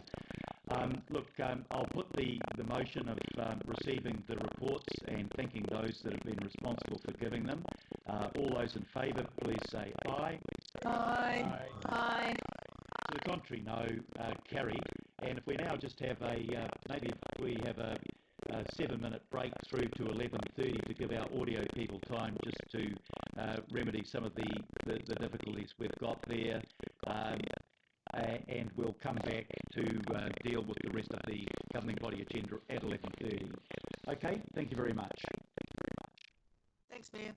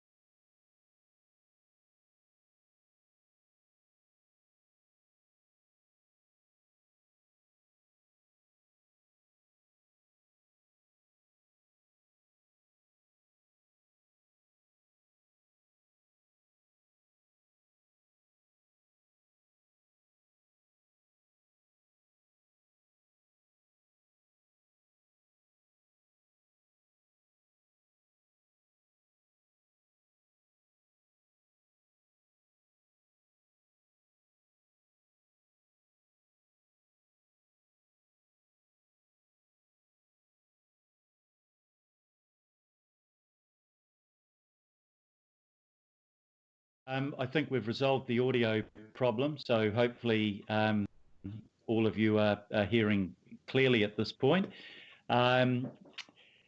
We come now to item number 10 on the agenda, which is the Papatoetoe Tornado Recovery Plan. And to discuss that, I've got Wayne Brown and Jennifer Rose. But before we have the presentation on it, I might ask Councillor Fessor Collins and then Councillor Sharon Stewart to move and second this in acknowledgement of their board roles in donating to the Merrill Relief Fund, if that's okay with both councillors. While this says it's a recovery plan, it's really retrospective, looking back on what we've done. And I do just want to begin by thanking all of those that contributed to, I think, a first-rate professional response to the Papatoetoe tornado. I see the cost of that tornado was in excess of $32 million, according to the Insurance Council, and that was probably the most costly tornado that has ever hit New Zealand. But having been there on 3 occasions, including on the day of the tornado, it was great to see not only our official agencies respond so quickly, but just the way the community responded and some of the community volunteer groups as well. And in addition to that, in the recommendations, we're thanking the Taupo District Council for providing 3 staffers and the New Zealand Red Cross, but also other partner agencies and other parts of Auckland Council for a very good response. So if Councillor Collins and Councillor Stewart are happy to move and second that, I assume that they are. And yep, that's good. Thank you. And I'll ask maybe Wayne Brown to begin and Jennifer Rose to contribute if she wishes. Wayne. Thank you, Mayor. Councillors, the report before you is to be recommending those thanks be given, but also recommending the approval of the recovery plan. As things have transpired, we fortunately had moved to the part where we were transitioning to business as usual prior to COVID. But if I just quickly recap on the report itself, there are 3 main parts that are relevant and 3 attachments. The affected area is shown in attachment 1, the weekly updates that were provided through the recovery, attachment 2, and the plan itself is attachment 3. Skipping over the executive summary, the context part of the report sets the scene for the recovery itself, and there is more detailed analysis of the tornado itself, its impacts and their consequences, which determine the activities that need to be undertaken for the recovery. It was primarily on private property, with vegetation affected as well, no sustained damage to infrastructure or community facilities, and we ourselves received no reports of damage to businesses or commercial properties, so the assumption there is they went direct through their insurers. A main point is that the tornado and the nature of it generates quite random damage. There were streets where some houses were damaged, some streets where none were damaged, and where the tornado touched down, there were clusters in and around adjoining streets. So the approach that we took was quite pragmatic, and we worked through networks rather than a large community engagement project because of that absence of sort of universal impact. The next section outlines what's in the plan. Firstly, the process whereby it has come forward to you today, and that is the liaison with the Otara Papatoetoe local board, their input and approval to the draft working plan, subsequently to the coordinating executive group, which is a part of the governance structure of our CDM group here in Auckland, and then coming to this governing body with the cancelled committee. The plan itself sets out its purpose, which is the activities and actions that we identified would be required to support the community's recovery. And what we mean by recovery is really the re-establishment of daily routines of those who are affected. And though the formal recovery activity, the larger coordinated and additional effort has transitioned to BAU, I'm still very mindful that there are people still being hosted by the temporary accommodation service whose daily routines are yet to fully return or be re-established. One of the perhaps very useful pages I would refer to of the recovery plan appears on page 39 of the agenda, and it sort of sets out, in a sense, the recovery in a page. We focused on 3 particular areas of activity for the local community, local housing, and local amenity, each with separate goals, and the activities at the immediate focus, medium and long-term focus are set out there. The plan then goes on to set out how some of those activities would be tracked through, governance and risk. We correctly identified that delays to repairs would be an issue, and that loss of connection may be an issue for some. Unfortunately, we didn't identify a resurgence of COVID, and I think that's a particular oversight, I'm sorry to say. Another very important part of the plan that I would draw your attention to is on pages 45, 46 of the agenda, and this is where we had mapped out how the return to business as usual would progress, which was largely on track. When we say return to business as usual, it's not the end of all activity, but the ability to cease the additional effort, the coordination and resource provided from across the council, as there is sufficient capacity at that point for business as usual processes to continue on. And a particular one in this case is the work of the regulatory teams involved in the building consents and the inspections and the removal of the placards that were affixed to buildings. The second part, or sorry, another part to highlight from the report itself was those acknowledgements, and thank you, Mia, you summarised those well. We're very conscious that this is the first time we've implemented a recovery in this way under guidelines that had been issued by NEMA, formerly Ministry of Civil Defence and Emergency Management, just last year. So this is quite a new process for us, and it really is a collective effort, and it does require a lot of assistance from across the council groups, from our external partners, particularly Temporary Accommodation Service and MSD, but New Zealand Red Cross, and we were very grateful for the assistance provided by the Taupo District Council as well. It was extremely beneficial, but also the assistance provided by the Merrill Fund, which filled a significant gap and provided support that wouldn't otherwise have been available, made a significant difference to the recovery as well. For the next steps, it really is the continuation of repairs. There is the replacement street planting, the opportunity of enhanced street planting to be undertaken later, and exploring opportunities with local Maori. There was contact through the response and through the recovery with Ngāti Atara Marae and Ngākiti Wananga Marae. There was no support or assistance requested, but there was interest in learning more about emergency management and how it is that Te Ao Māori may be integrated, and we can build working relationships to prepare us better for the next time there is an emergency. So it's a great opportunity.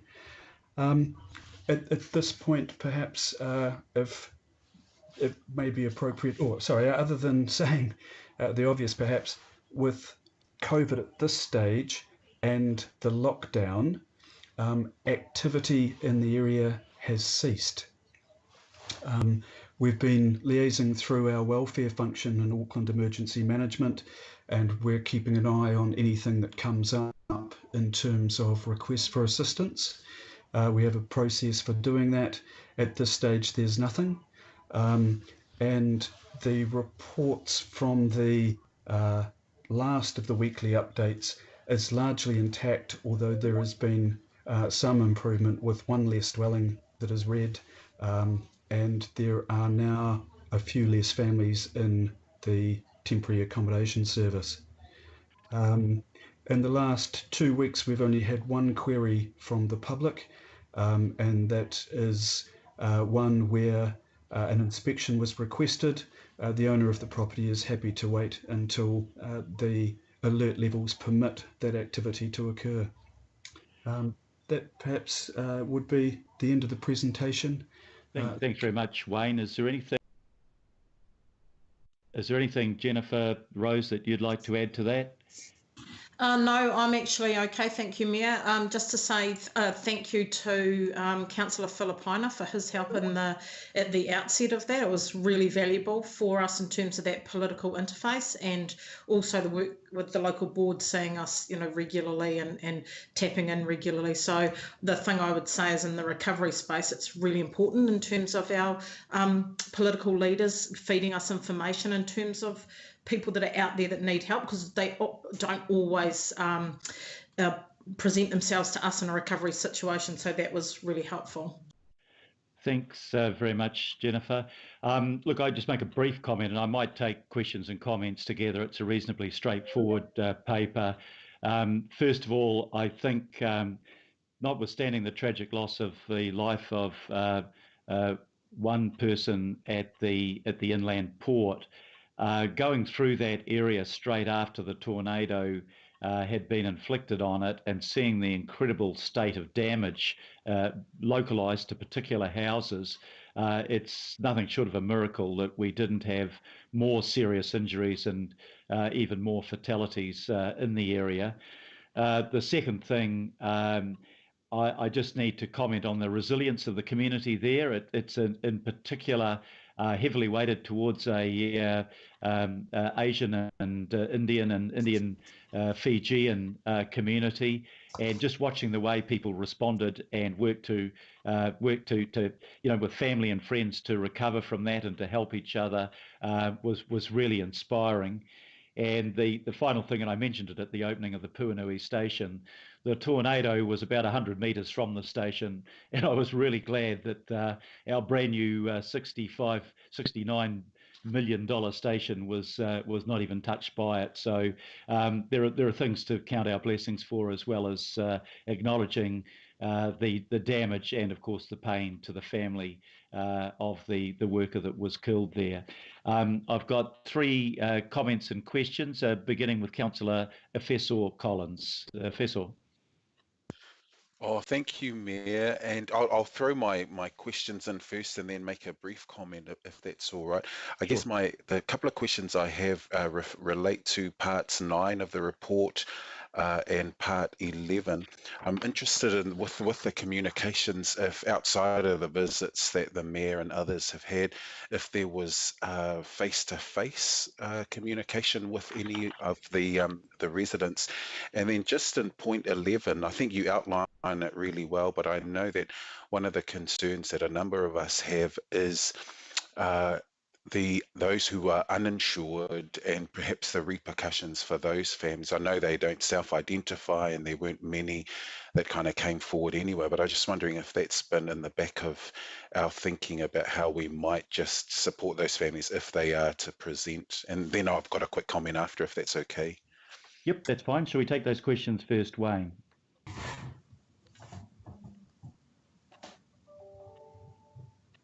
You might have your mute on, Wayne, and we can't hear you.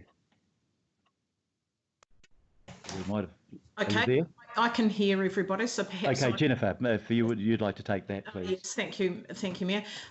So in terms of the face-to-face, we didn't, in recovery, a lot of the face-to-face had already happened during the response, so recovery is slightly different. We did attend a meeting at the Papatoetoe Library, which had community leaders at that meeting.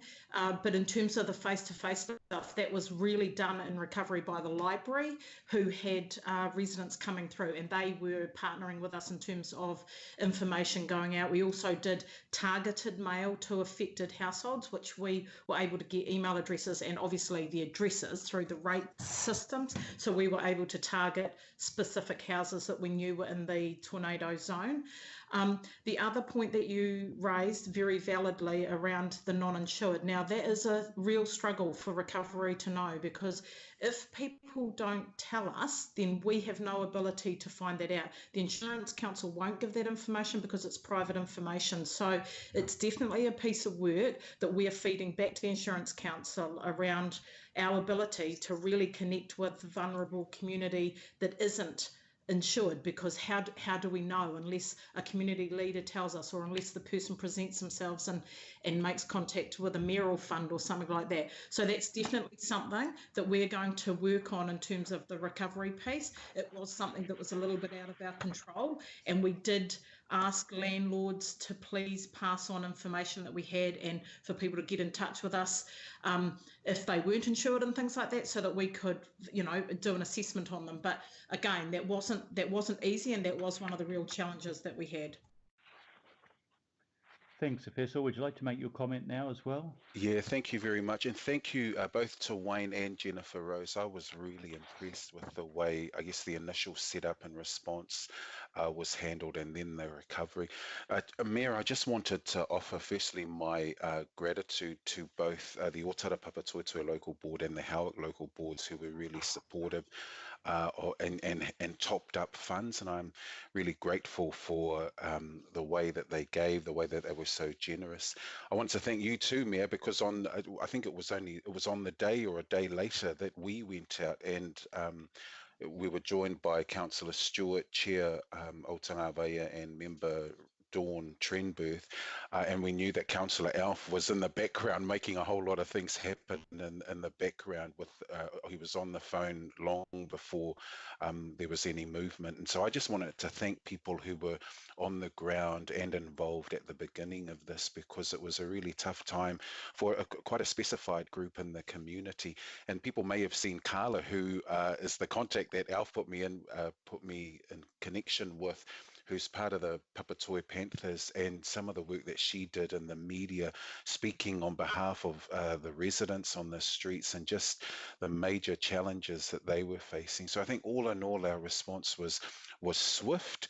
I'm really grateful for the way people got involved, and I'm just so thankful that there were other councillors around the table, the table today, the e-table today, who were calling and texting and offering their support throughout the entire period too. So well done to the officers. Thank you so much for all your help, and a real commendation, especially to the Otara Papatoetoe Local Board, who've been really involved in ensuring that the community is aware of what's going on.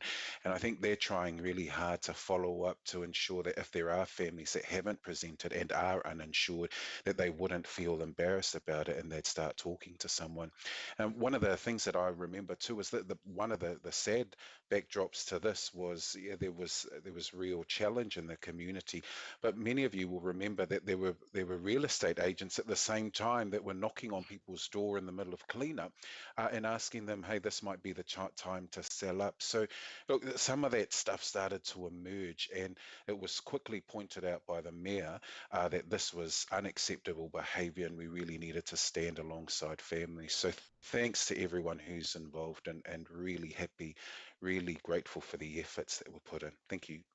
Thanks, Professor. And yes, I remember Carla well. The Papatoetoe Panthers, by the way, for other councillors, is the local rugby league club, not the political organisation.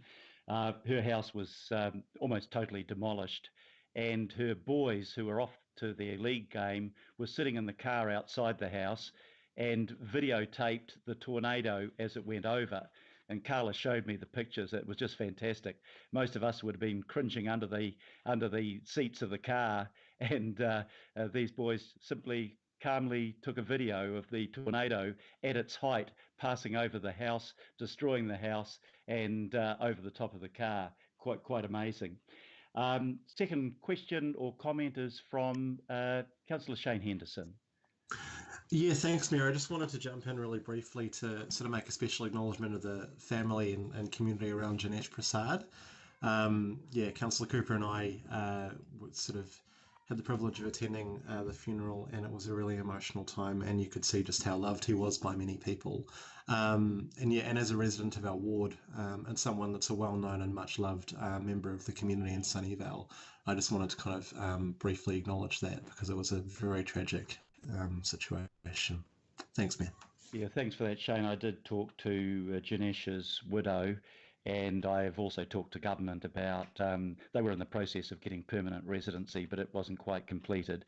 And the feedback I've got is that, you know, that application will be looked on from a humanitarian perspective, and I was very pleased about that. Final comment, I think, is from Councillor Alf Filipaina. Alf. Yeah, thank you, Your Worship. Look, I've got family and obviously many friends in Papatoetoe. So can I say from the outset, those that have contacted me, they have been very complimentary around the response that Auckland Council had.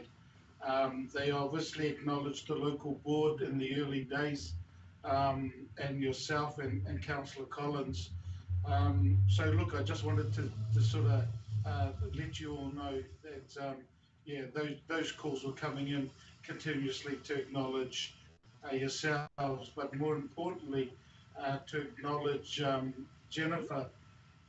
That's because one of the beneficial things is to have somebody at the end of the line when the community's contacting you, asking you if you could do this, do this, do this.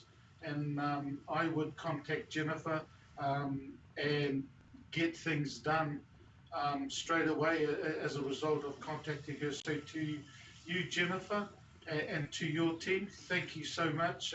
That's on behalf of the people that I know in Papatoetoe. Also, Jennifer, I know your last final activity report on the 13th of August, so you don't really know how much they are in regards to me forwarding through to people that I know. Your Worship, when you speak about Carla, look, I got that call that morning, and she contacted me, and it was just so cool to know from yourself and Councillor Collins that you were going there, and that's why I was trying to feed back information she was giving me at the time. And you know, I just remember saying to Carla, can you please tell me how many houses would have been affected? And then she got to about 20 something, and she said, well, Alf, that's all I can see, and that's our street, but all these houses have been affected. So look, just want to echo what Councillor Collins has said and thanked. I also want to thank the same people and Taupo District Council. So thank you so much, Your Worship. Yeah, thank you very much, Alf. And I've also got a comment online from Sharon Stewart. If you'd, I went. The first person I rang, I think, on the morning, I was up at Dairy Flat and I heard about the tornado, hopped in the car, we'd been tree planting up there, came down, I rang Sharon on the way and she was there almost immediately. So Sharon, if you'd like to make a comment as well, please.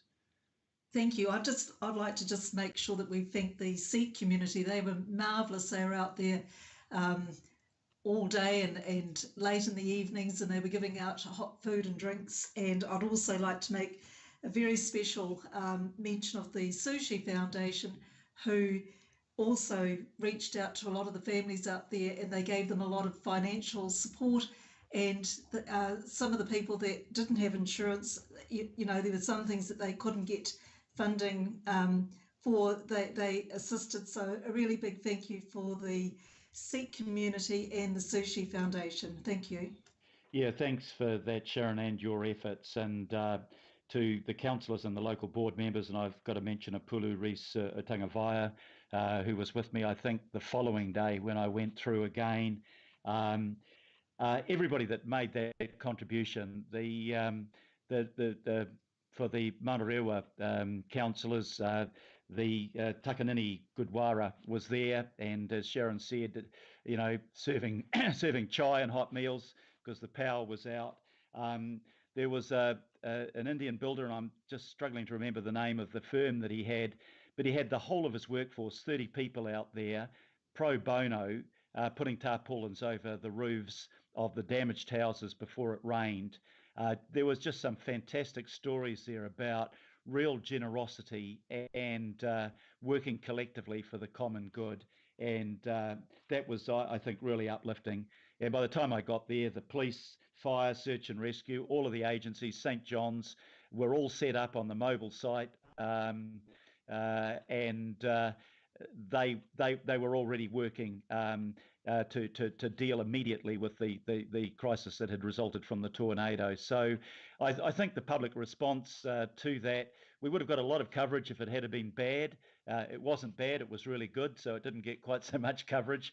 But I think the way in which both private sector and voluntary agencies and the council and the central government agencies came together was something to be proud of. So finally, a special thanks to our council staff that worked quite so hard there, including our building inspectors that were out immediately. And I do want to mention the police, because a lot of people were concerned with their houses partly destroyed and having to live elsewhere, that there might not be security, and they worked around the clock to provide that security. So thank you very much for everybody's contribution. I'll put the resolutions. You'll note that I've added in as chair resolution B, thanking the boards in particular. That was hugely generous, and the mayoral relief fund, it ended up at $300,000. I think was hugely appreciated. It did make a difference in people's lives.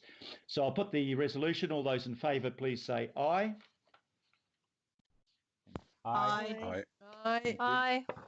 Slightly time delayed with the mics off. Those opposed, I declare the motion carried. The next item is item number 11. It's the appointment to the Kaipara Moana Remediation Joint Committee with the resignation of Phelan Puri and nominating as his replacement Rodney local board member Danielle Hancock. Can I just thank our people on that on the panel, the councillors that we have on the panel. Greg is the local councillor, but I want to particularly thank Councillor Daniel Newman, who hops in his car and drives all the way from South Auckland up to Wellsford or to the Kaipara for the regular meetings, and also to thank Phelan for doing a superb job on that committee. And I don't know his replacement, but everything I've heard is that she will be very suitable to be represented on that. So perhaps Greg Stayers, I might ask you to move the motion, and happy to, Mr. Mayor, and Daniel to second it. And John Hutton, is there any comment that you'd like to make? Thank you, Your Worship. No, nothing in particular. Okay, that's good. Are there any questions or comments? I could make a comment. Yeah, Greg, Councillor Greg Stayers. Yeah, I just want to endorse what you've just outlined in terms of Councillor Newman travelling such great distances. These meetings are actually held on Marae, our formal business meetings, and they can be not in Auckland, they're mostly in Northland. So it is a terrific distance to travel. So I'm pleased that is acknowledged. I have to say that the steering committee does get monitored by the Crown in terms of our performance in setting up a governance structure, and everything seems to be going well there, Mr. Mayor. So I think our colleagues can take some confidence around that. And just in terms of the replacement, look, any one of the Rodney local board members would have been able to would have been good candidates. And Danielle has put her hand up as the nominee. She does have some expertise in the area of planting and biodiversity, so she'll be very warmly welcomed, I'm sure, by the committee. And it would be fair to say that there has been quite a Auckland Council has 3 representatives on there, and we've only had 2 for quite a number of months. So again, you know, for Councillor Newman to step into that breach and support me until a replacement was found has been appreciated by all on the committee, Mr. Mayor.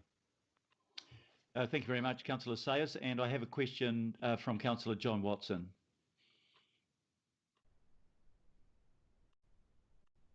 Are you there, John?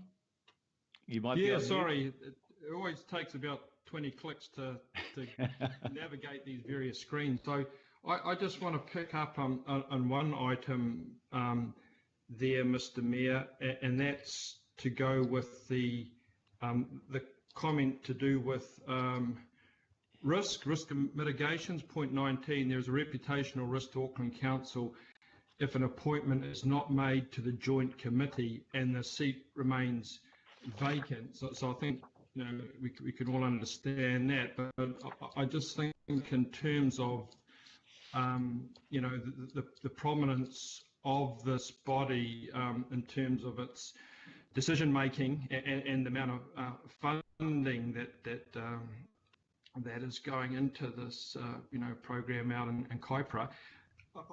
How long has this seat been vacant? And it really goes, you know, that the comments been made about the reputational risk of not appointing someone. I'm assuming decisions have been made in the interim, and I heard Councillor Sayers mention that, you know, that seat has been vacant for quite some time. So I'd appreciate knowing, A, how long has that seat been vacant since there was a resignation? B, have there been decisions made in the interim?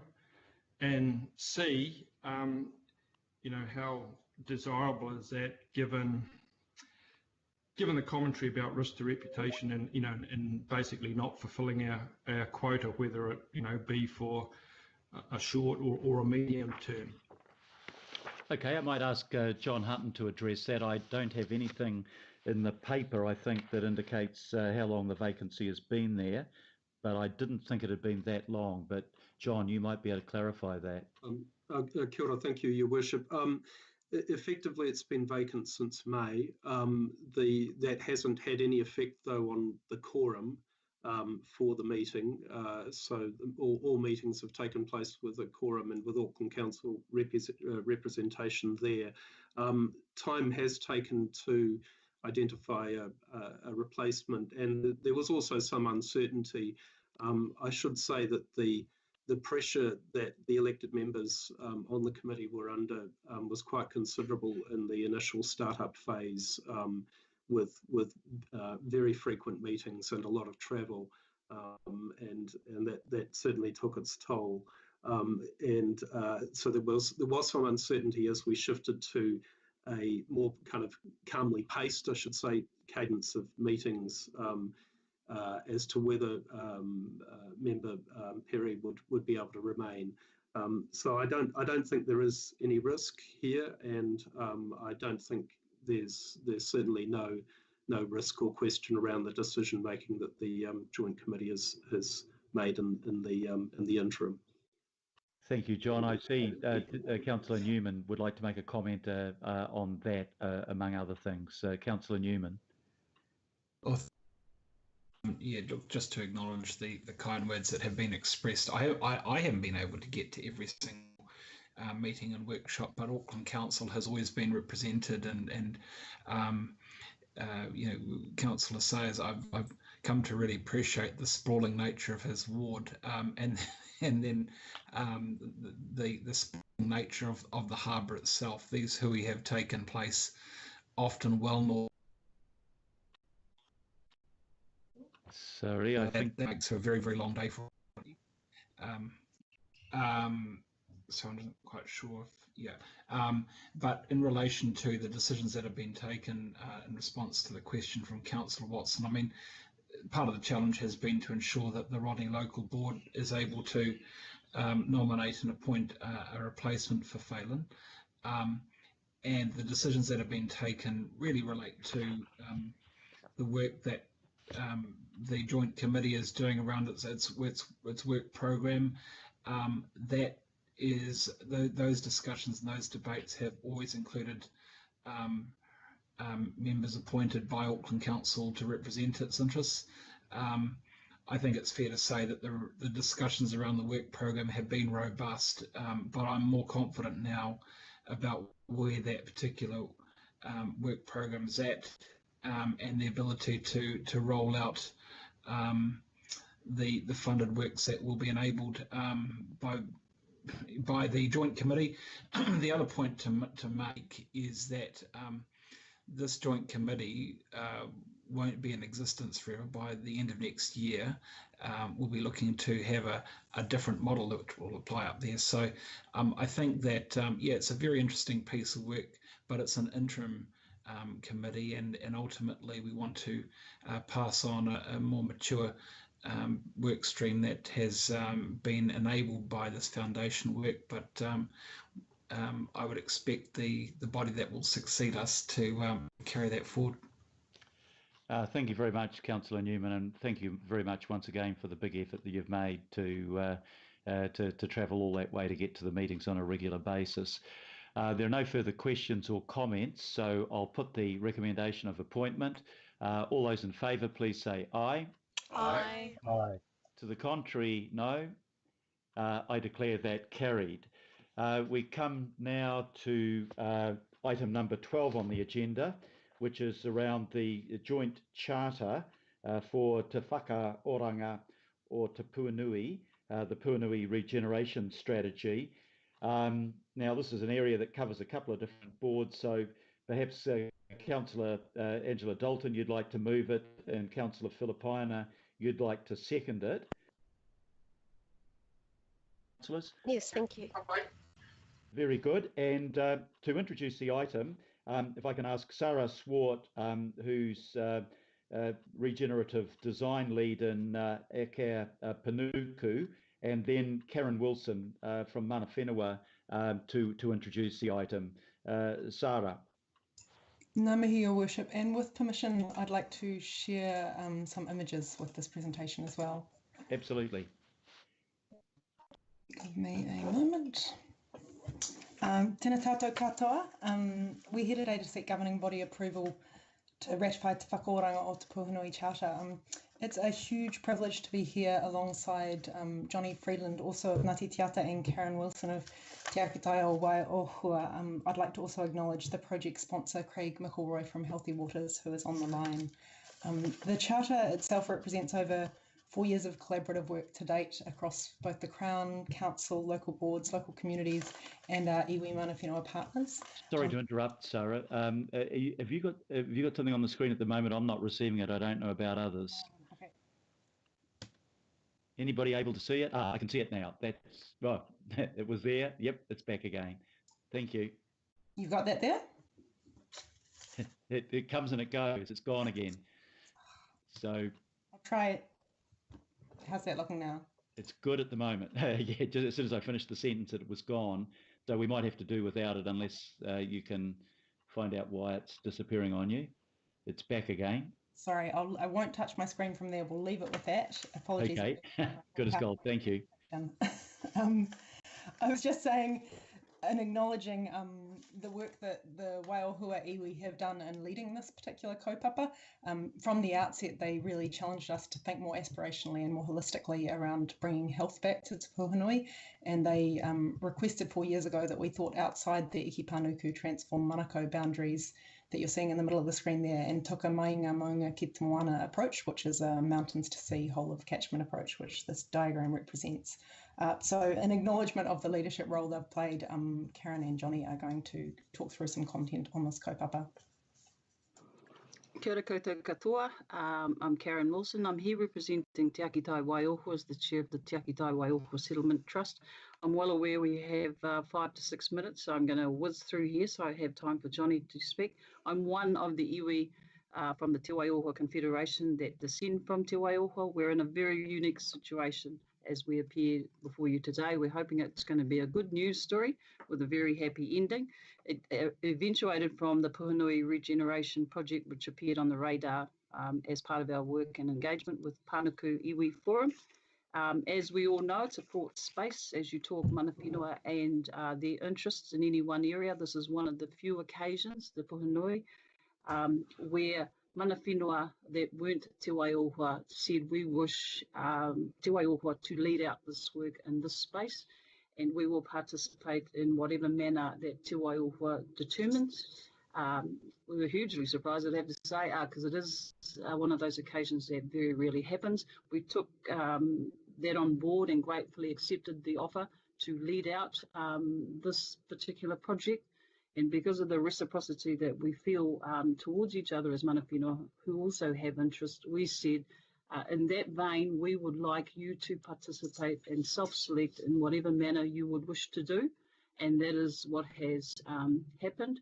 It's an inclusive approach, and that also involves the local boards, the wider community who have already been operating in there for many, many years. So everyone is able to participate in a way they see fit alongside mana whenua. We thought another way to best encapsulate that would be to put it in a written document that's how to ensure that you have a formal type relationship with all the parties, or with no strings attached, I'd have to say, and all of the principles and te ao Māori that we talk about normally. How can we capture that? We were very lucky. We had Johnny Freeland available to us. He's very good at putting these pieces of work together on our behalf. So I'll hand over to you, Johnny. Kia ora, Karen. Kia ora tātou.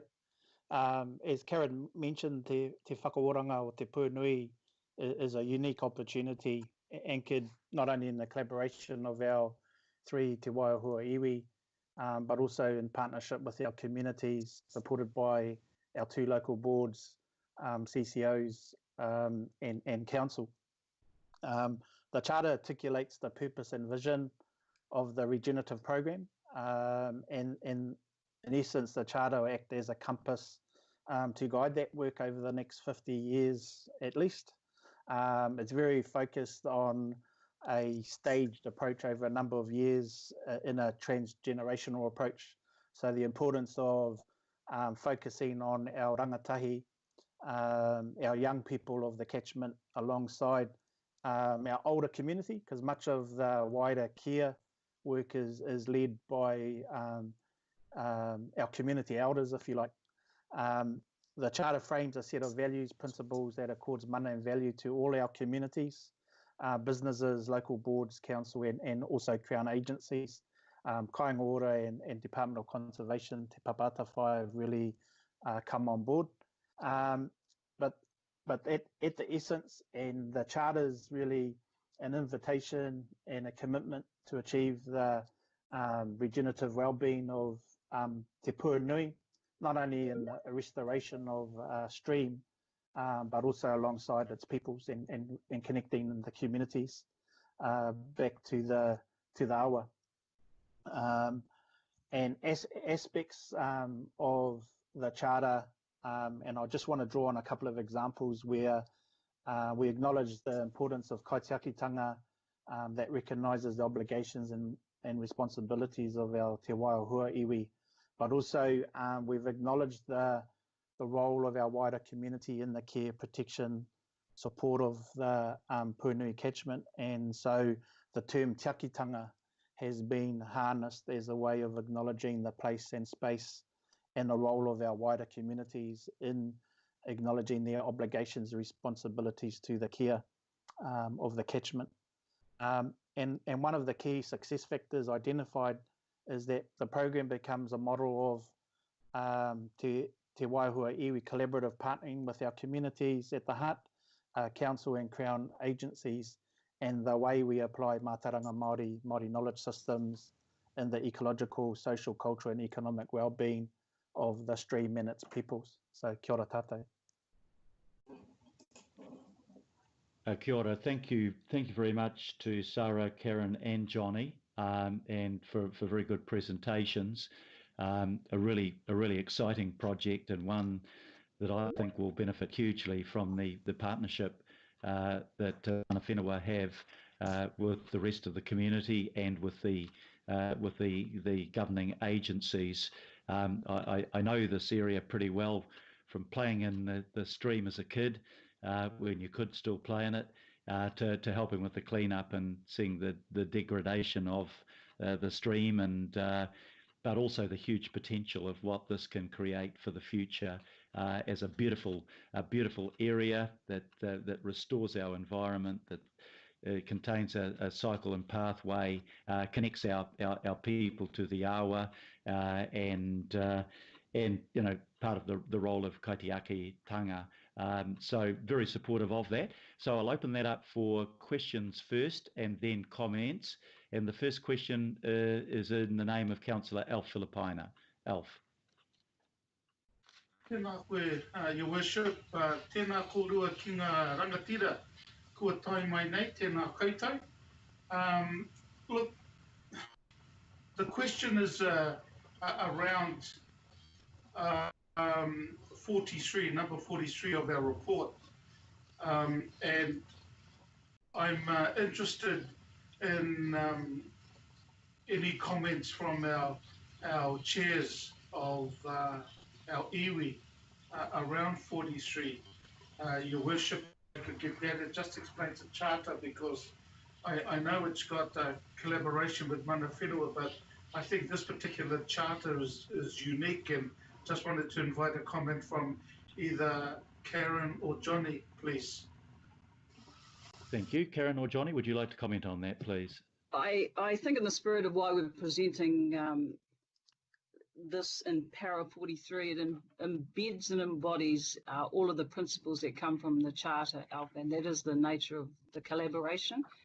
It's a first step, but we believe a solid step, and we want to make sure it imbues all the positive nature of what it means. Johnny will accept that this is principles that were put through as part of the Charter, and we're all learning how best to reflect that in a report and how to also reflect that in a Māori impact statement. I see it as a positive because it doesn't name specific iwi, which is usually what Māori impact statement does. It's one of the few occasions you'll see in a Māori impact statement where it says mana whenua, and there will be no dispute that mana whenua have agreed, because it's a collaborative notion. Very unusual. Thank you, Councillor Filipina.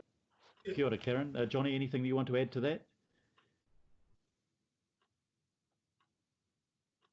In terms of the specific sections of the report, I guess around risk and mitigation, one of the critical aspects of the collaboration is anchored at a leadership level. So the two local boards have played an important role in terms of the chairs and members being able to have direct conversations with the respective iwi chairs as well, and being able to anchor this within Auckland Council as a family group is critical to the future development. And the initial work that Sarah's referred to over the 4 years has been primarily anchored between our Healthy Waters team and Eke Panuku. Through the Charter, it enables that wider visibility across the council family, as well as across central government agencies, because there's a significant number of players located in a range of activities within the catchment. So the Charter enables that bringing together of those different relationships and give us a clear vision and purpose moving forward. Kia ora, Johnny. Thank you for that. Sorry, can I just got one? I just need your advice or Sandra's advice on this. I've spoken to Sarah about the report, and it's not about the recommendation, but some names in here, and I've just sought advice around how I can get them at least correct, and that is in the executive summary.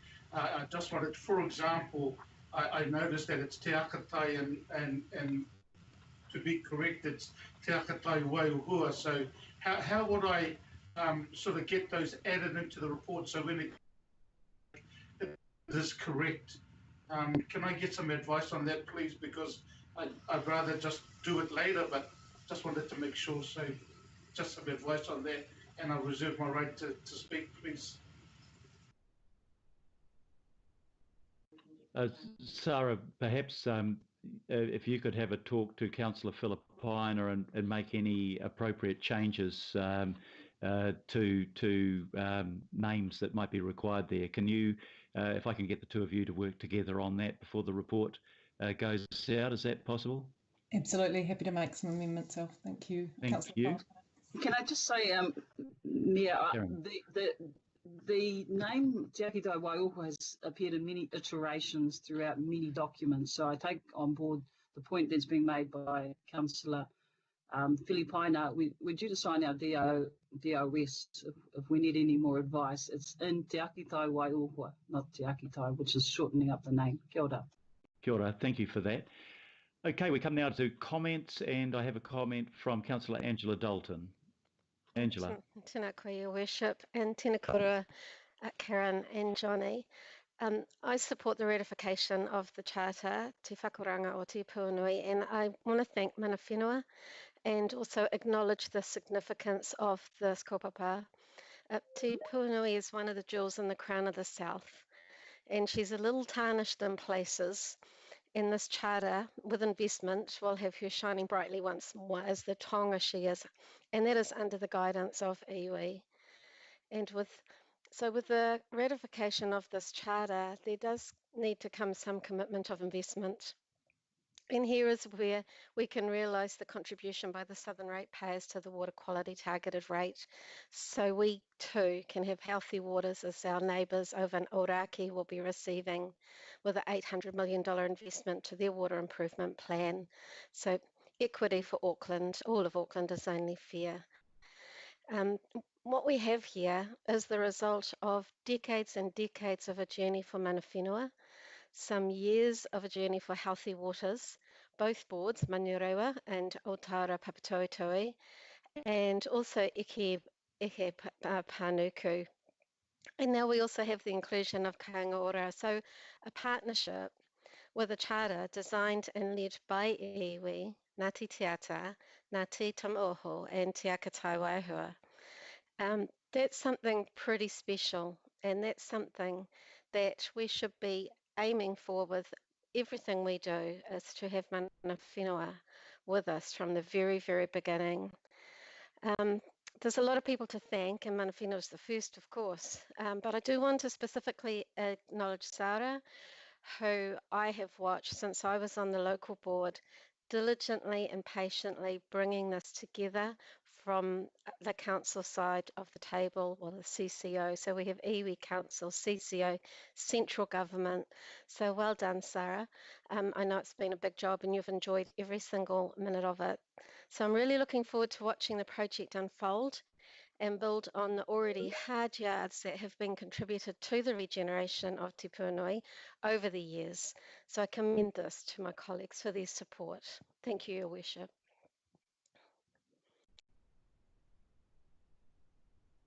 Sorry, having trouble with my mic now. Thank you for that, Angela, and just endorse your comments. Having looked through the open attachment, you just see the huge amount of work that has gone into this, and it's well justified, because this project really does have the ability to be transformational for a community. I think that will hugely benefit from the changes that are made. Come finally to a comment from Councillor Alf Philippina. Alf. Thank you, Your Worship. I see that. Oh no. Okay. Look, Your Worship, I firstly wanted to acknowledge all the people as a councillor in 2003 in Manukau. So Manukau Pōpō, as in tomorrow's Manukau Pōpō was one of our documents, and the Puhunui stream was in that document way back in 2003. So I've got a long history with the environmental aspects of the Puhunui stream. So I want to acknowledge the people that have been there on this long journey. Also, Your Worship, I want to acknowledge James Cook High School, because I know the mahi that they were doing there went back pre-Auckland Council. You know, our many volunteers and community groups, and such as the Manukau Beautification Trust. I just want to acknowledge them, but more importantly, and Angela's covered, Councillor Dalton has covered mana whenua.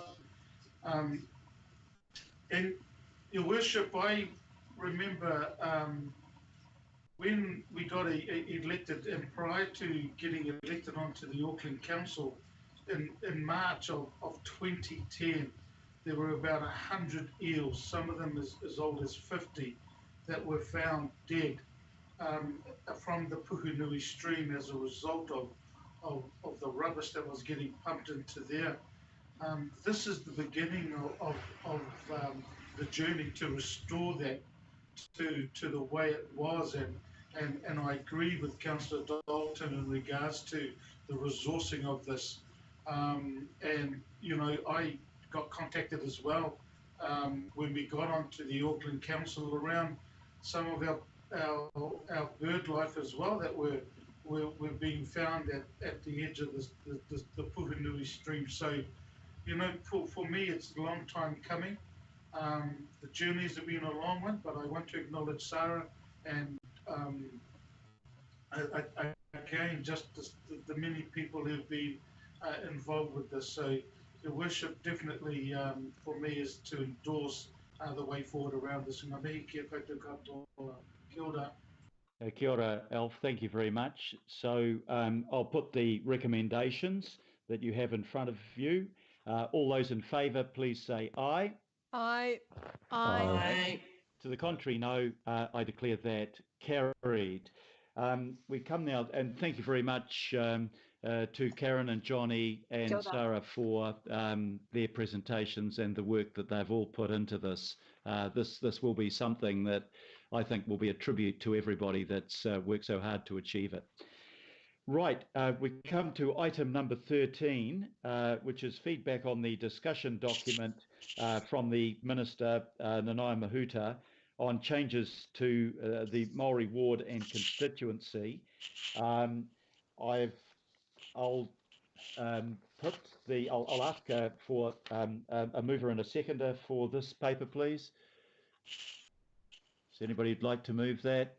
I'll move, Mr. Chair, Linda Cooper. Councillor Happy to Cooper second moving, Collins. and Councillor Collins to second. And we've got Warwick and Rose to give us, I think they've got a PowerPoint presentation, which hopefully will come up. But this is an answer to a discussion document that we're making submissions to.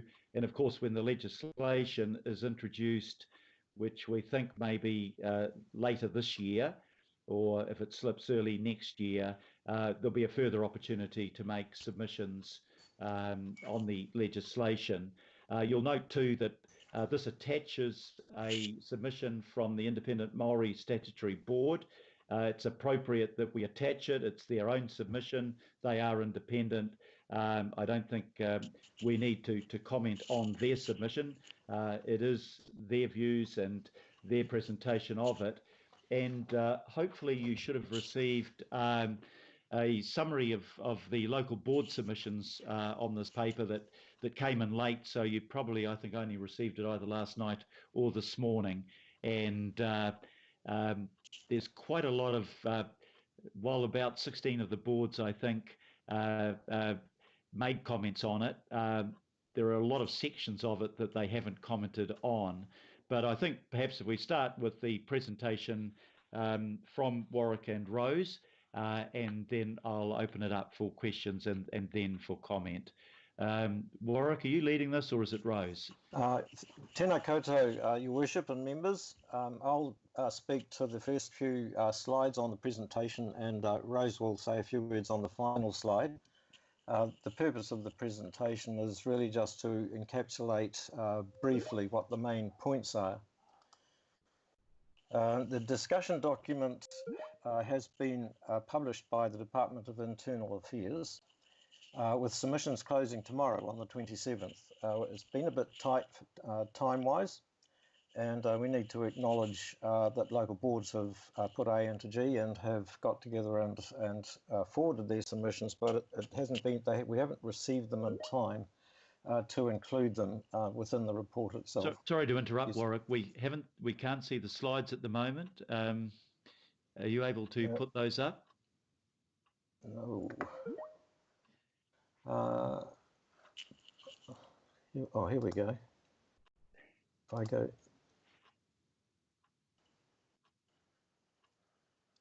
It's loading, so that's a good sign. Yep, we're good. Thank you. Very good. So the time frame with the discussion document, the information that we get out of the cabinet paper, the minister's cabinet paper, is the intention is to have a bill before Parliament November this year, and then through a select committee in March next year, with the final legislation in place at the end of 2022, with the aim being that everything will be in place for the incoming councils to make decisions. Not part of the current discussion document, but will be part of the bill, will be changes to Auckland legislation, which will, among other things, remove the limit of 20 councillors. And we just need to note that we can make submissions on the bill at the later stage. I've mentioned about the local boards, and I'll say a few words about their submissions towards the end. And you've already alerted people to the IMSB submission being attached. The discussion document itself raises a few specific issues. The context of the discussion document is in terms of legislation being passed earlier this year under urgency to remove the polls. But there are other aspects to the whole process of deciding Māori wards that have not been addressed yet, and that's what these are the issues that the discussion document raises. Briefly, should councils be required to consider Māori wards, and if so, how often? Should Māori ward decision making continue to take place in 2 stages? Should councils be required to engage with their community when considering Māori wards? And if so, what type of engagement? What role should the Local Government Commission have in relation to Māori wards? What should a council be required to do if it wishes to no longer have any Māori wards? And how long should they stay in place? Should councils retain the ability to initiate binding polls on general wards? In attempting to draft a submission to the discussion document, we found it very helpful to fall back onto the formal position of the governing body, which was noted in this particular resolution here, which says that the governing body receive the report and reiterate to government the position adopted by council in 2015, supporting the need for legislative change to allow council to determine the number of members of the governing body, and subject to that, agree in principle to establish a Māori ward, and request for a consistent policy regarding Māori representation in line with legislation governing the composition of Parliament. So the answers to the questions posed in the discussion document are based on applying the parliamentary model to the Auckland situation. So with parliamentary elections, Māori electorates are established under legislation, specifically the Electoral Act. That legislation can be amended by Parliament through the normal amendment procedures, but is not reviewed on a periodic basis. The names, number and boundaries are reviewed by the Representation Commission, along with the reviews of all general electorates. And the formula for establishing the number of seats is essentially the same as the formula councils use. It's based on the Māori electoral population. And just to illustrate that, if you use the same formula, you take the Māori electoral population for the whole of the country, divide it by the total electoral population for the whole of the country, and apply that to the total number of electorate seats in Parliament, being 72, you end up with 7 Māori electorate seats. Warwick, if I may, if you could just go to full screen, and you do that by using on the top left-hand buttons on your black screen there's a button called Use Slideshow, and I think that'll take you to full screen. That's the one.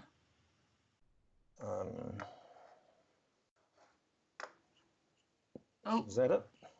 No, that's made it worse, I'm sorry. Is that not it?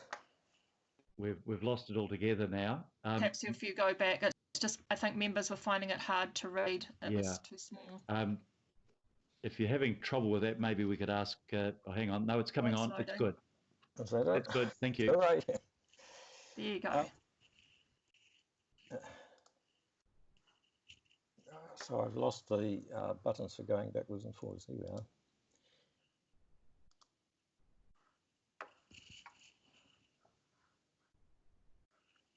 And now we've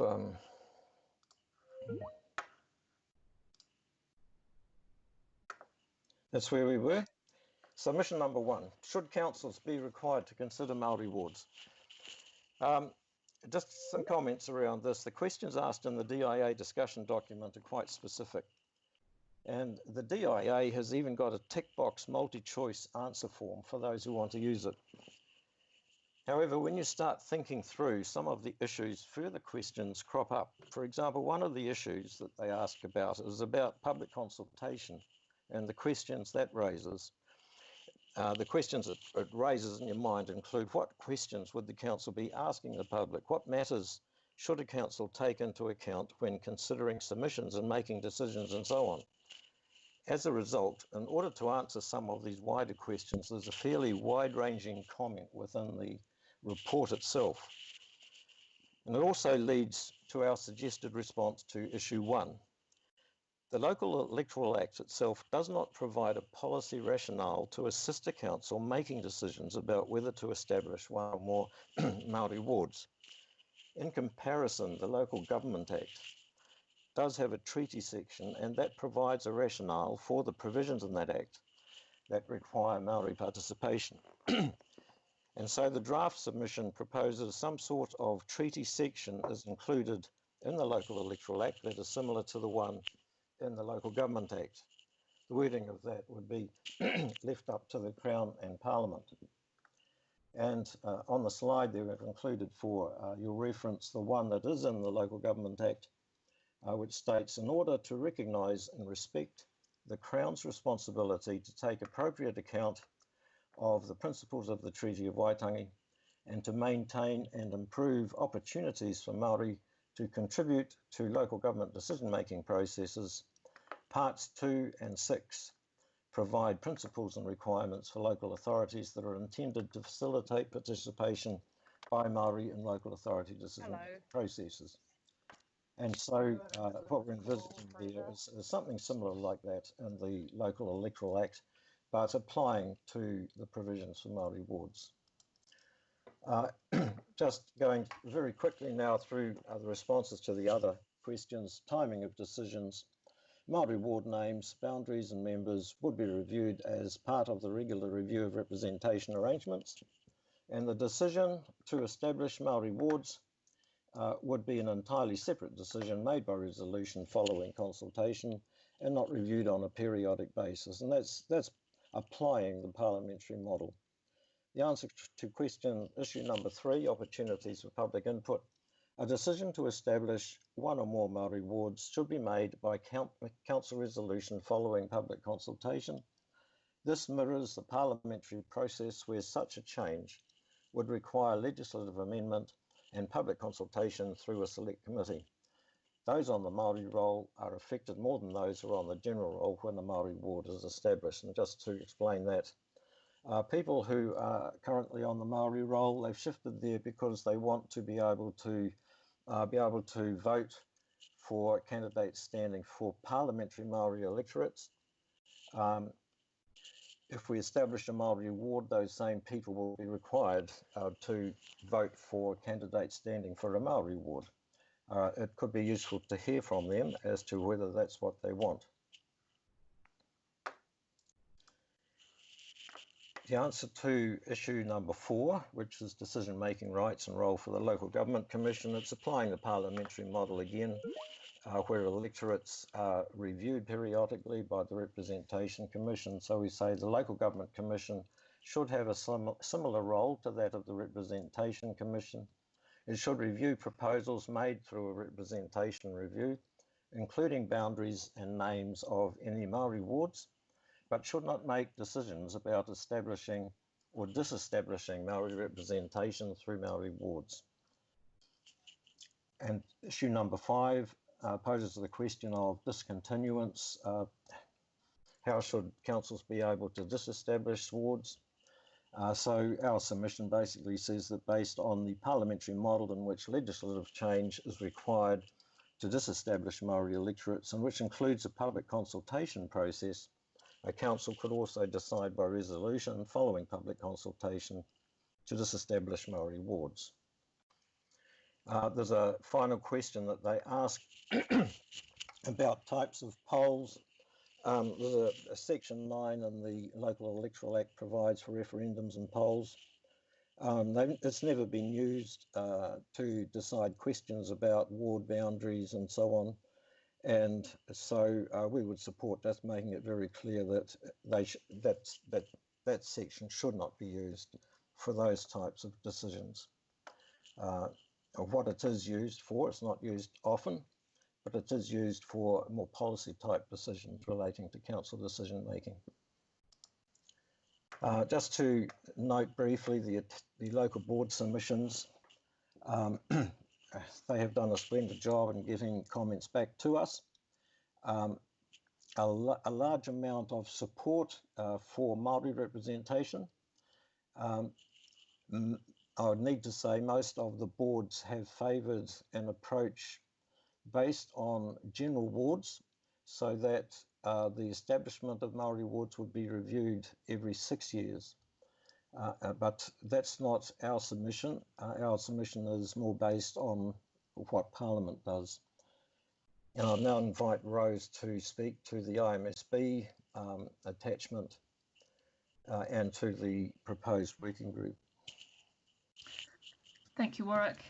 Just to note, members, that the joint group that you have in the resolutions in front of you was agreed to at the governing body and IMSB joint meeting on the 21st of June this year, and was part of a discussion about issues of significance for which Māori representation in local government is an issue of significance of the IMSB. We've provided a draft terms of reference for you there, and in that it has the purpose being to overview and direct the work to determine matters in relation to elected Māori representation on council matters, and to report back periodically to the joint GB and IMSB meetings.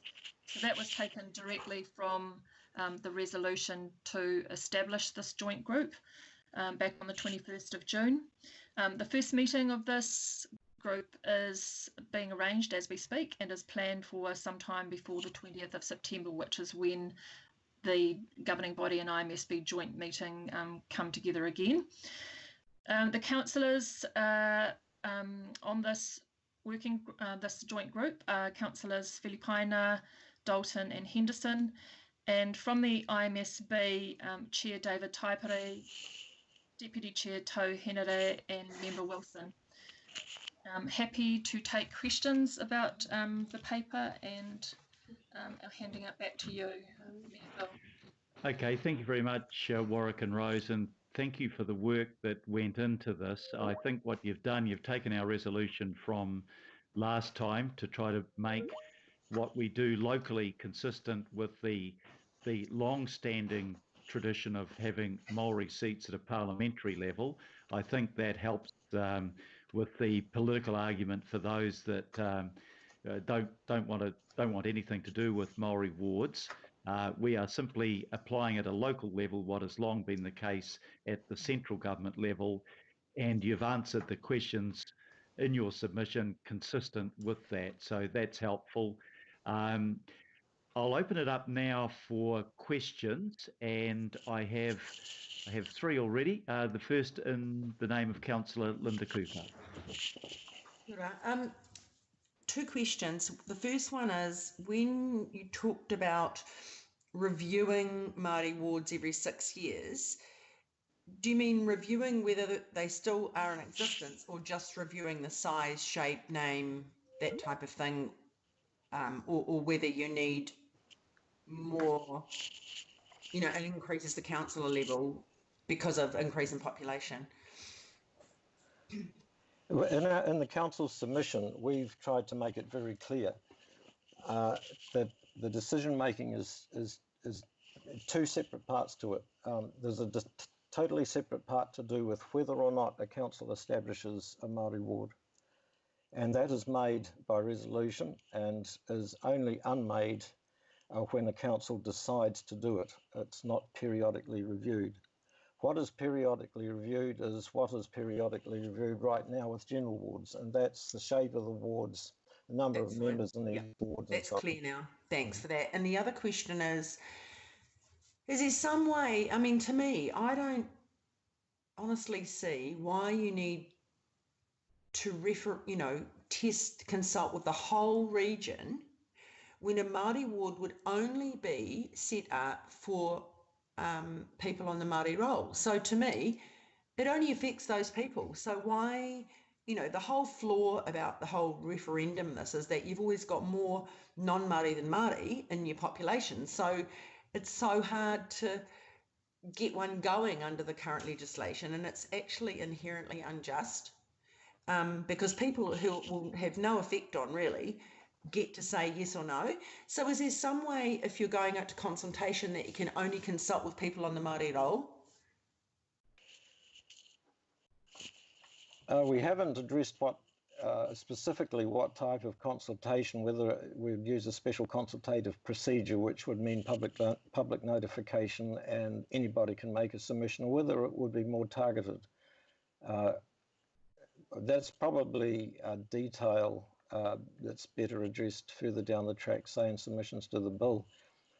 So that wouldn't then, I mean, if it was put in the bill, then we wouldn't have to decide that. That's what I'm saying. Is there some way we can put that in the submission? Because, I mean, my view is, it doesn't make any difference to anybody else. It's actually for Māori to have representation, and the people on the roll are the only people that are going to vote.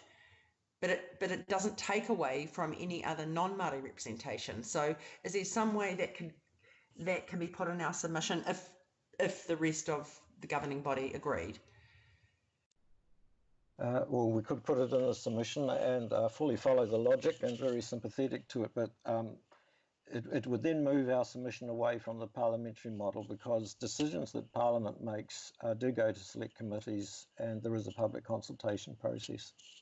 I understand, but I guess I just don't know how we put that sentiment in. But you're saying it could go somewhere else, like to select committee or something like that. I mean, maybe the committee who are appointed might want to consider that in their thoughts about this. Sorry, just to explain that. The submission we're making is based on the parliamentary model for establishing Māori electorates. And Māori electorates are contained within legislation, which is adopted by Parliament through the proper process. And that process includes a public submission process, and changes to legislation is open to the whole of the public to make submissions. Yeah, I understand that, Warwick. Thank you. It was just, I'm wondering how that is. I know I don't want to mess up the methodology of the submission, but I guess I put it out there, and if that's something you think's better addressed later on in the consultative procedure, maybe that's what I'm saying is if it can't be dealt with in submission, maybe this working group can just take it on board somehow and it's taken forward at a later stage. Councillor Cooper, I think Warwick also probably did mean to say that if this meeting decides that it wants it to add to the submission at this stage, you could depart from the parliamentary model formula and kind of cordial that we've put up there. If that's the decision of this meeting, we could include it in this submission. Yeah, thank you, Rose. I think there's a certain protection in saying we are modelling the parliamentary model of doing it, and if you start to diverge from that, then there'll be other people that ask you to make other changes that might not might not find favour with the majority of people on council. I understand where Linda's coming from, but I think it's very hard to avoid. You're making a change in representation. Yes, you want to hear particularly from the Maori community, but it'd be hard to say the rest of the community couldn't comment. Anyway, sorry, I shouldn't be intervening. No, that's okay, Mr. Chair. Yeah. I'll leave it at that. Thank you. Thank you. Councillor Shane Henderson, question. Shane, have you got your mic on? Or Shane, have you gone for a coffee? Okay, I'll come back to Shane in a minute. Councillor Pipakoon. Oh, thank you, Mr. Mayor. Tēnā korua, Rose and Warwick. It's fantastic work, as always, and very thorough, and very happy to support the submission and the steps towards Māori wards. I just had a couple of questions.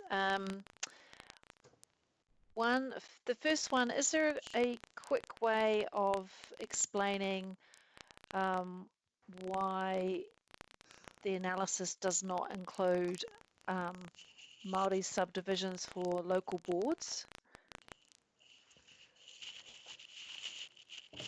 I can't explain why the discussion document doesn't include it. I have alerted DIA to the fact that some of our local boards will be raising it, and some have in their submissions.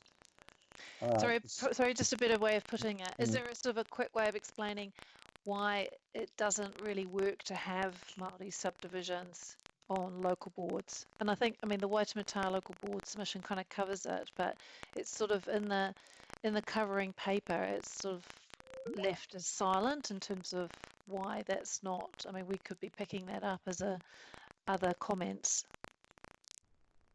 It's possibly worth looking at.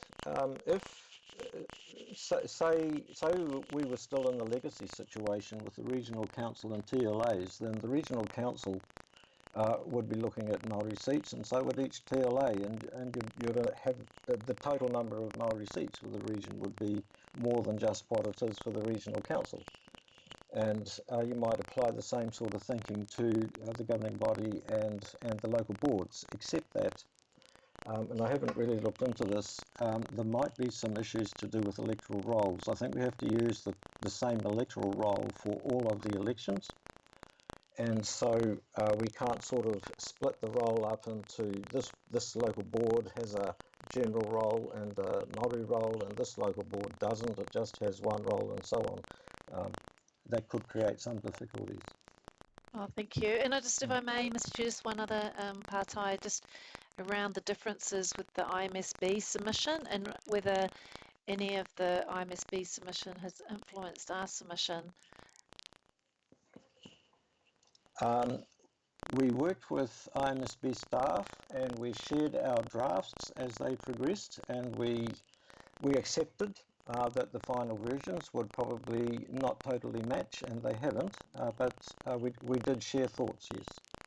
So are you able just to say what are the key differences? Well, one that comes to mind is in terms of the question about should councils be required to consider Māori wards, and if so, how often. The IMSB submission says yes, every council should be required, and those, in terms of how often, only those councils who haven't got Māori wards, and so it's the emphasis is a bit different. Yeah, and I think one of the other points is just about once they're established, IMSB are pushing back to say that it could be reviewed every 6 years because it becomes then a treaty issue, and I think that's probably a very valid point. So I'll just leave it at that there, but I think there's some good points that IMSB have raised that might need to be considered further through the consultation process. Thank you. Thank you very much. I think it's good, though, that we make sure that IMSB, the first word in it, is independent. They're not going to necessarily always match up with us, but it's good that we're attaching the submission, in my viewpoint, so that their perspective can be seen Yes. alongside ours. Thank you. And sorry, could I just quickly just run my comment? I just also sure. very supportive of those representatives who the governing body. Thank you, councillors, for putting your names forward. That's really great that came out of the joint meeting. Ngā mihi. Thank you, Councillor. And we're back to Councillor Shane Henderson, who has got his internet sorted out now, I think. Thanks, Mayor. Yeah, a continuing problem, I'm afraid. And compounded by the fact that Councillor Coombe has stolen my questions, but I've got some follow-ups on the same lines, because I know that 4 local boards explicitly said that they would like Māori representation.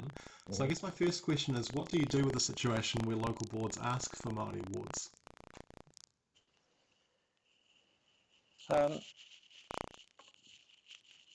I think that's useful information for Department of Internal Affairs to have and to share with the Minister and for political decisions to be made about that.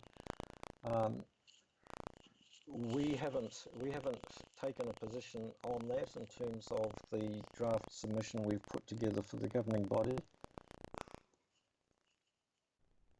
Cool, thanks. You are attaching the submissions, yes, so the local, but a little bit like the Independent Māori Statutory Board, we're not telling the local boards what to do, but they're having the opportunity to say what might suit them. So that viewpoint will be expressed in the submission via the local board submissions. Quite right. Thank you, Shane.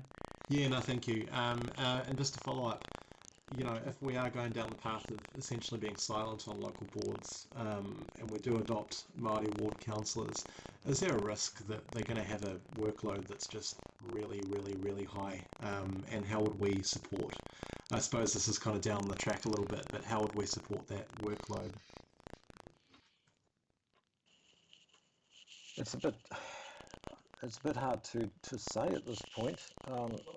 One thing to acknowledge, though, is that the Auckland region is very large, and that's what the ward area would be. Yeah, the Mayor can identify with that problem. I think that is a question that we'll need to tackle in due course, Shane, but it may not be relevant particularly to the submission on the questions that the Minister has asked. Okay, sorry, have you finished? Oh, I was going to say, if you wanted to do comments together, Mayor, I've got a very brief one. Yep, no, please go ahead. Yeah, thank you. Look, I just wanted to thank everybody, assuming this does pass. I'm really, really excited to be involved, and I think it's something that's extremely important, obviously, and I don't want to kind of lecture colleagues on the point, but I think it's just such a great advance, and also such a great awareness of our treaty obligations and a whole bunch of other things. And yeah, no, just thank you. Really excited to be involved.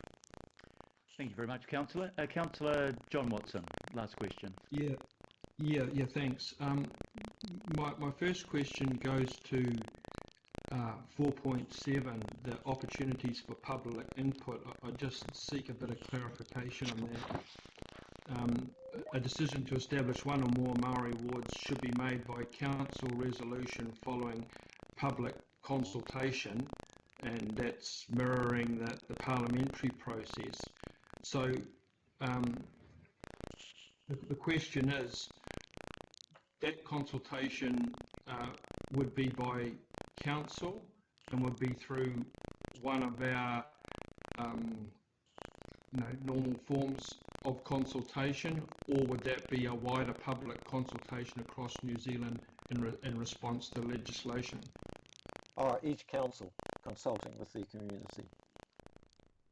Okay, so, and we don't obviously at this stage have any any more precise idea as to what form that would take in light of some of the various options that have put up. No, be a general consultation. Yes, it would be general, presumably public notification, inviting people to make submissions, some sort of hearing process. But I just note that the joint working group that's been set up will probably look at some of this detail. Okay. Warwick, you referred to the resolution of 2017, and particularly the phrase and request for a consistent policy regarding Māori representation in line with legislation governing the composition of Parliament, and there's already a few points been made in respect of that and the protection that it's based on the parliamentary model. One of the provisos of that discussion, that meeting, and implied, I think, in part in that section that's been quoted, is a position of the IMSB then in terms of overall representation. And I know that in our submission there doesn't appear to be any reference to the fact that I think Auckland alone has 9 members of the IMSB who sit on council committees and have voting rights, which, as I said, I don't think is duplicated anywhere else. I stand to be corrected on that. If we're looking at representation in line with government or the Maori seats, there's obviously a glaring disconnect there that is certainly going to get picked up in public consultation if I follow on from that.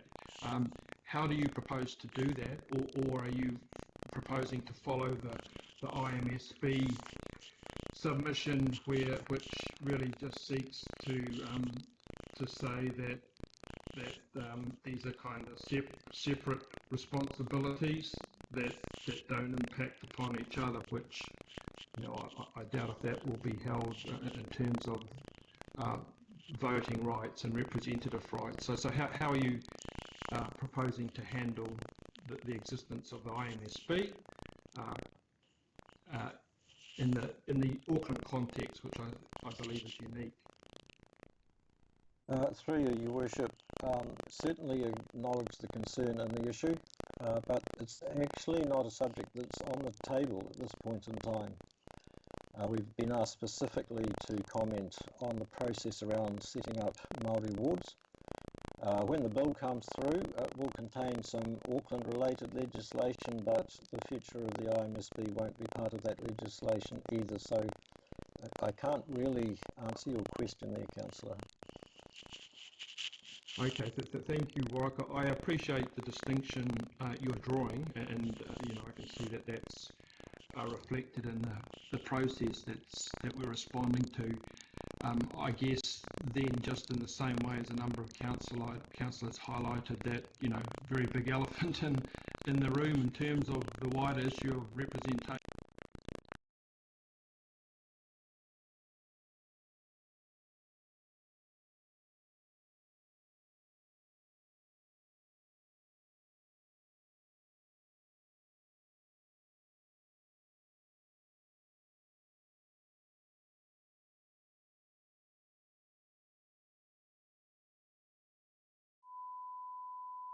The consistency, if we're looking at representation and what is the driver of this legislation elsewhere in New Zealand, I think a strong argument can be put up, and in fact has been captured in some of the local board feedback to us, that we have a unique situation where there is representation at the moment that doesn't exist elsewhere, and that should be taken into account when viewing this matter as a whole as it applies to Auckland. Well, there are 2 scenarios that come to mind. One is where the government proposes a change to the legislation in terms of the IMSB, and then we would need to turn our minds to our comments on that. The other scenario is where the council, some future council here, decides that it's going to establish a Māori ward and invites public consultation. And some of the submissions might point out the very thing that you're pointing out, and the council might take into account when it's making its decision to establish a Māori ward. Okay. Is that okay? Yeah, thanks, Rock. I reserve the right to speak on this, Mr. Mayor. Yeah, thanks, John. As Warwick's pointed out, that's not what they've asked for in terms of our submissions on their discussion paper, but it will be a discussion to have at some point in the future. In the end, however, it's the government that created the IMSB, and while we could make representations on what we thought its appropriate future was, it's still the government that will end up making that decision. But I don't think it'll be it's clearly not part of this particular submission, because it doesn't fit within the context of the questions asked. Councillor Greg Sayers, question. Yeah, thank you, Mr. Mayor. Sorry, this is a bit of a 101 question, but in terms of the impact of the number of councillors' seats under the current wording, Warwick, what do we have to lose one, or are we asking to gain another position? Yeah. The position of the governing body at the moment is to ask to be able to create an additional seat. At the moment we're limited to 20. And if we can create an additional seat, then we would have 21 total. One of those would be elected from a Māori ward, and there would be 20 elected from general wards. And I think the reason the governing body wishes to pursue that line of thinking is that sort of keeps the current situation going. Yeah, thank you, Warwick. Some other questions. I guess just supplementary to that, my just thought around that, Warwick, is if they don't do it, then if they don't create the extra seat, there might be even stronger reason why we need to go out for general public consultation, to the whole of Auckland. The removal, I read in the papers, I think it was, I can't remember the exact clause, 4.10 or 12 or something like that, that the opportunity for referenda didn't exist. Is that, could you just clarify if that's something new, or has that always been in the case that you couldn't go to a referendum over a decision in the future? It used to be the case that if a council passed a resolution to establish a Māori ward, there was the possibility for a petition from 10%, I think, of electors requiring a referendum to be held. The experience of councils that did pass resolutions to establish Māori wards was that usually there were referenda held, and usually the referenda overturned the council decision.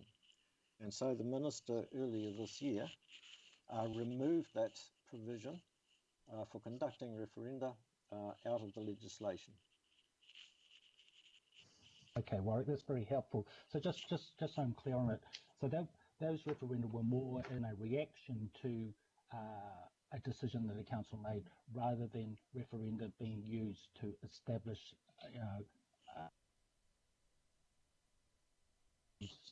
desire. Yes, that is correct. It's post rather than pre. That is correct, and that's actually the essence of issue number 6, I think it is, about section 9 in the Local Electoral Act, which provides for polls and referenda, and it's just to say that it should be clear that provision should not be used for making these sort of decisions.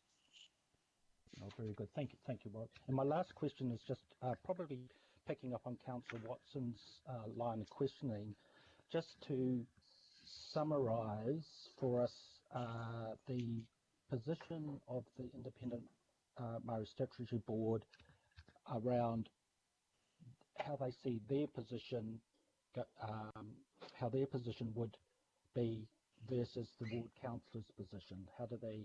Could you just summarise their position there of how they see those two, the difference between those two roles? Well, the IMSB role doesn't change, and so that would continue. The IMSB would continue to have the ability to appoint 2 members to any committee of the governing body which dealt with the management and stewardship of natural and physical resources. What would be different is that at the governing body table there would be a member elected from a Māori ward.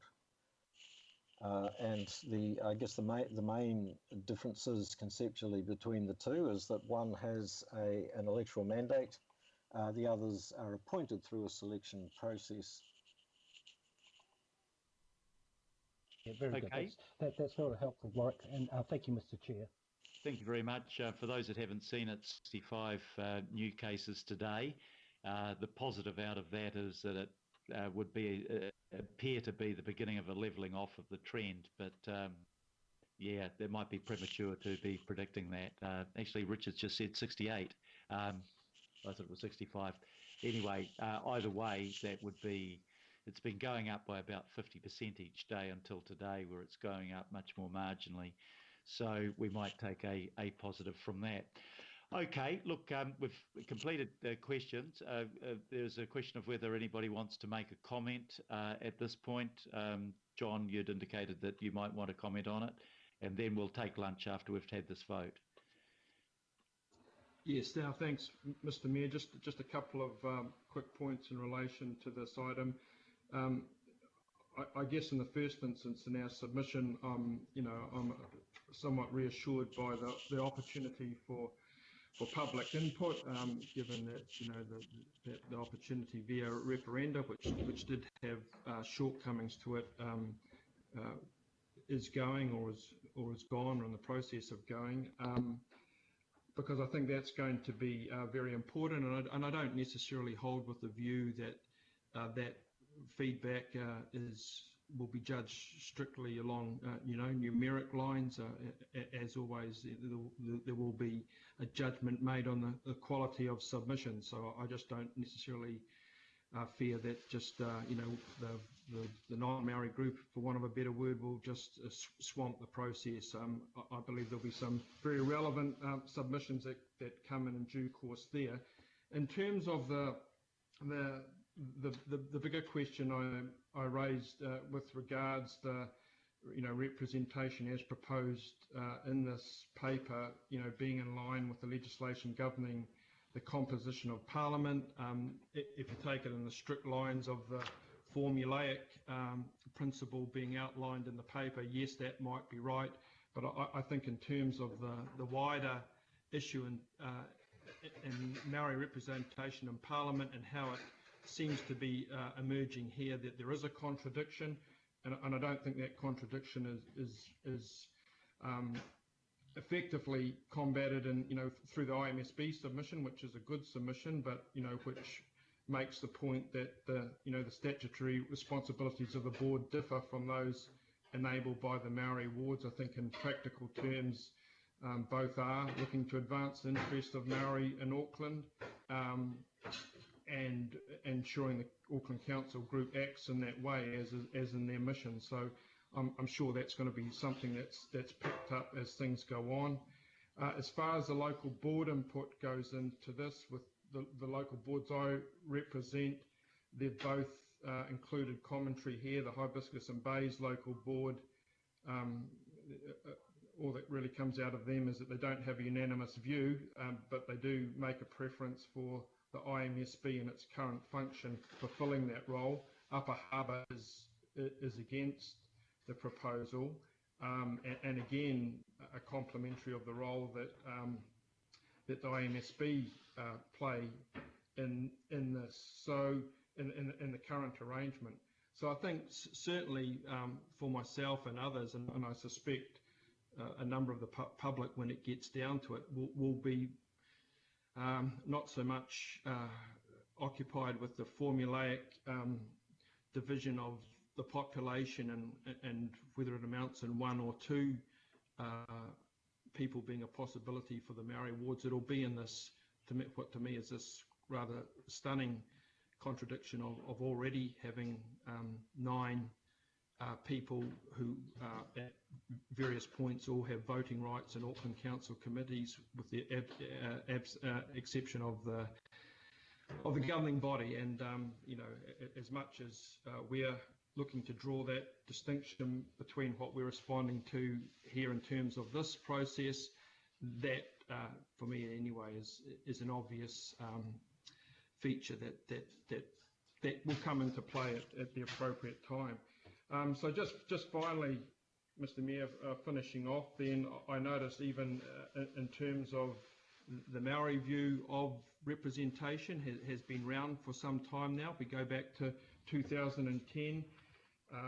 One very fine Maori leader, Narimu Blair, was certainly looking for a different path forward in terms of Maori representation at that time, and there was a big march down Queen Street in support of that. And the extent to which Maori themselves think is the most appropriate form of representation and capturing their voice isn't necessarily unanimous either. So that no doubt will get teased out in the submission process. I guess today this is a process issue.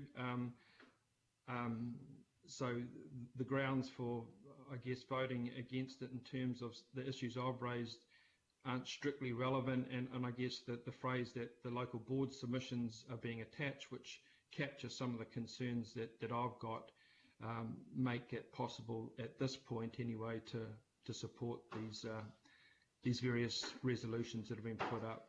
So thank you, Mr. Mayor. Thank you, Councillor. And finally, a comment from Councillor Greg Sayers. Thank you, Mr. Mayor. Just really picking up on what Councillor Watson's just said, and also, you know, being considerate of Warwick's advice around the fact that the Independent Maori Statutory Board isn't kind of part of this remit. My comment would be that I feel that that's an oversight, probably because Auckland Council is different from the rest of the country, and that hasn't been grasped.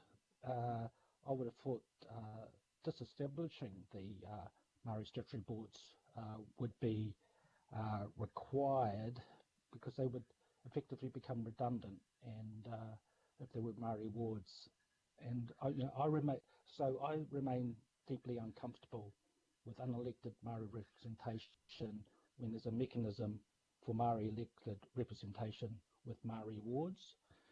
My other comment would be it's a bit of a pity that that Auckland can't make a decision to enable Maori wards through a referendum. But with that said, and that not being a possibility, I would support the establishment of Maori wards based on population of people on the Maori roll.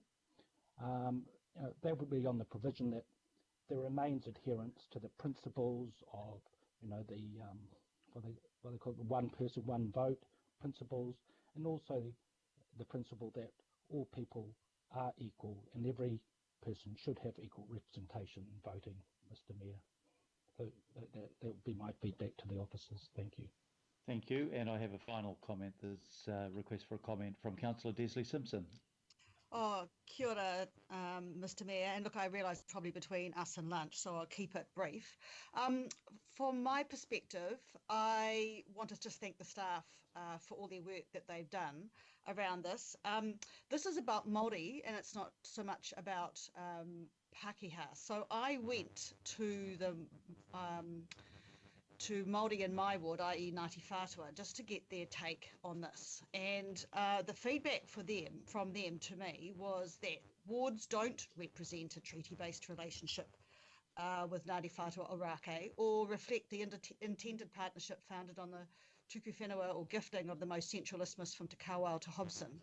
Wards are not a substitute for a Ngāti Whātua Ōrākei and Auckland Council relationship.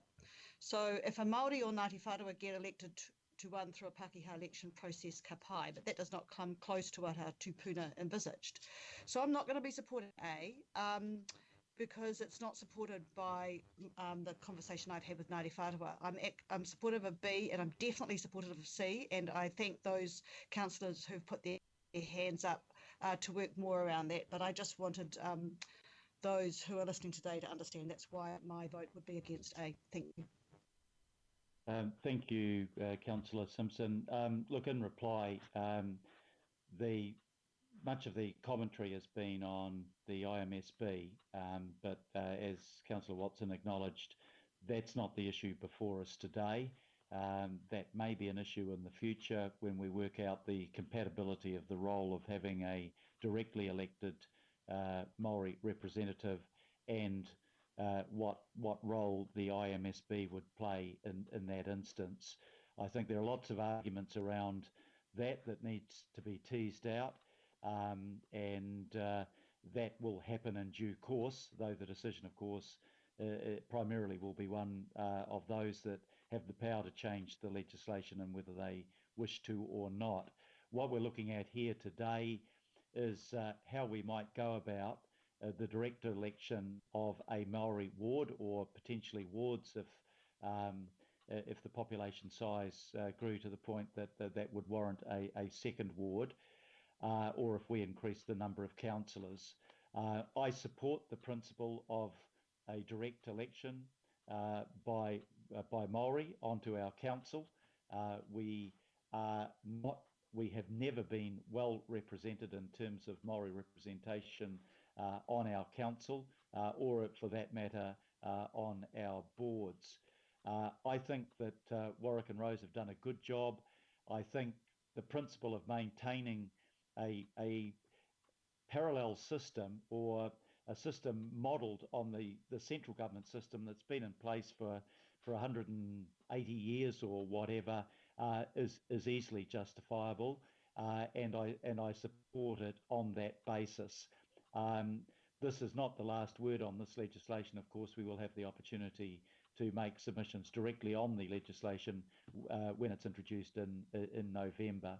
But I support the work that's been done, and I thank our officers for it. I'll put it to the vote on voices, but if okay, so somebody's asked for a vote on division, for a division on A, Councillor Darby. So I'll do that. I'll take A separately, and we'll do the vote on division. Then I'll take B, C, and D on the voices. So if I can ask Sandra to please read out the votes for a division on recommendation A.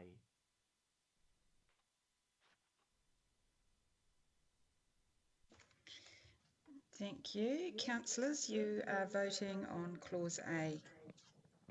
Mayor Goff. Aye. Councillor Bartley. For. Councillor Casey.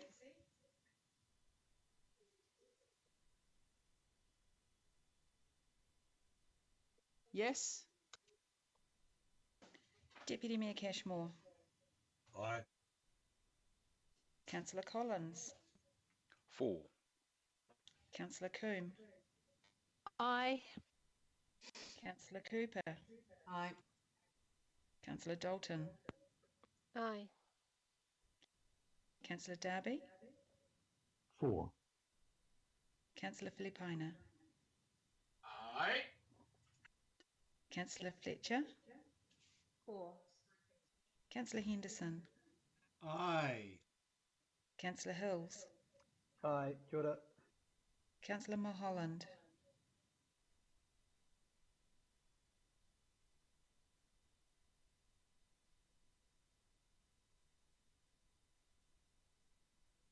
We'll come back to Councillor Mulholland, who is on the phone.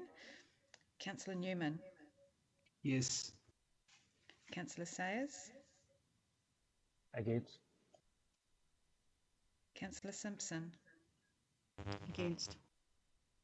Councillor Stewart. Against. Councillor Walker. Against. Councillor Watson.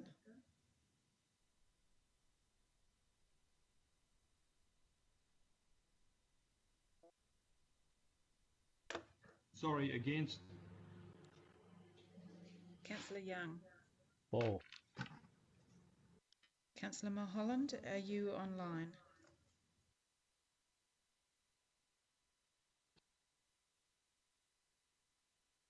Sandra?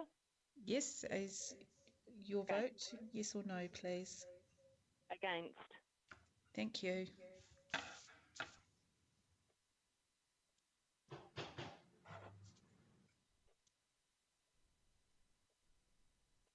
So that is carried. 15 votes to 6. Okay, we'll now vote on the voices on recommendations B, C, and D. All those in favour, please say aye. Aye. Aye. Aye. Contrary, no. I declare the recommendations as a whole carried. Thank you very much for that. It's what I'd suggest is that we come back after lunch at let's make it 2 o'clock. Okay. Thank you very much. We'll see you at 2 o'clock.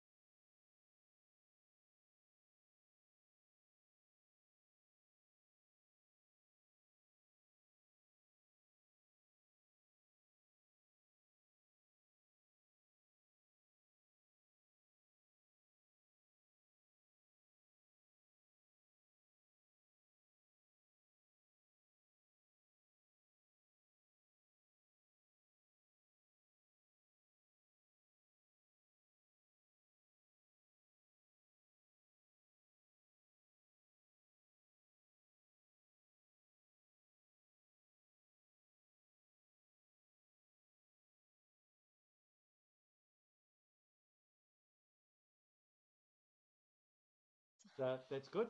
Sometimes you just think you're talking at a screen. Right, welcome back everyone, and we now come to item 14 on the agenda, which is the Local Government New Zealand Conference and Annual General Meeting report back.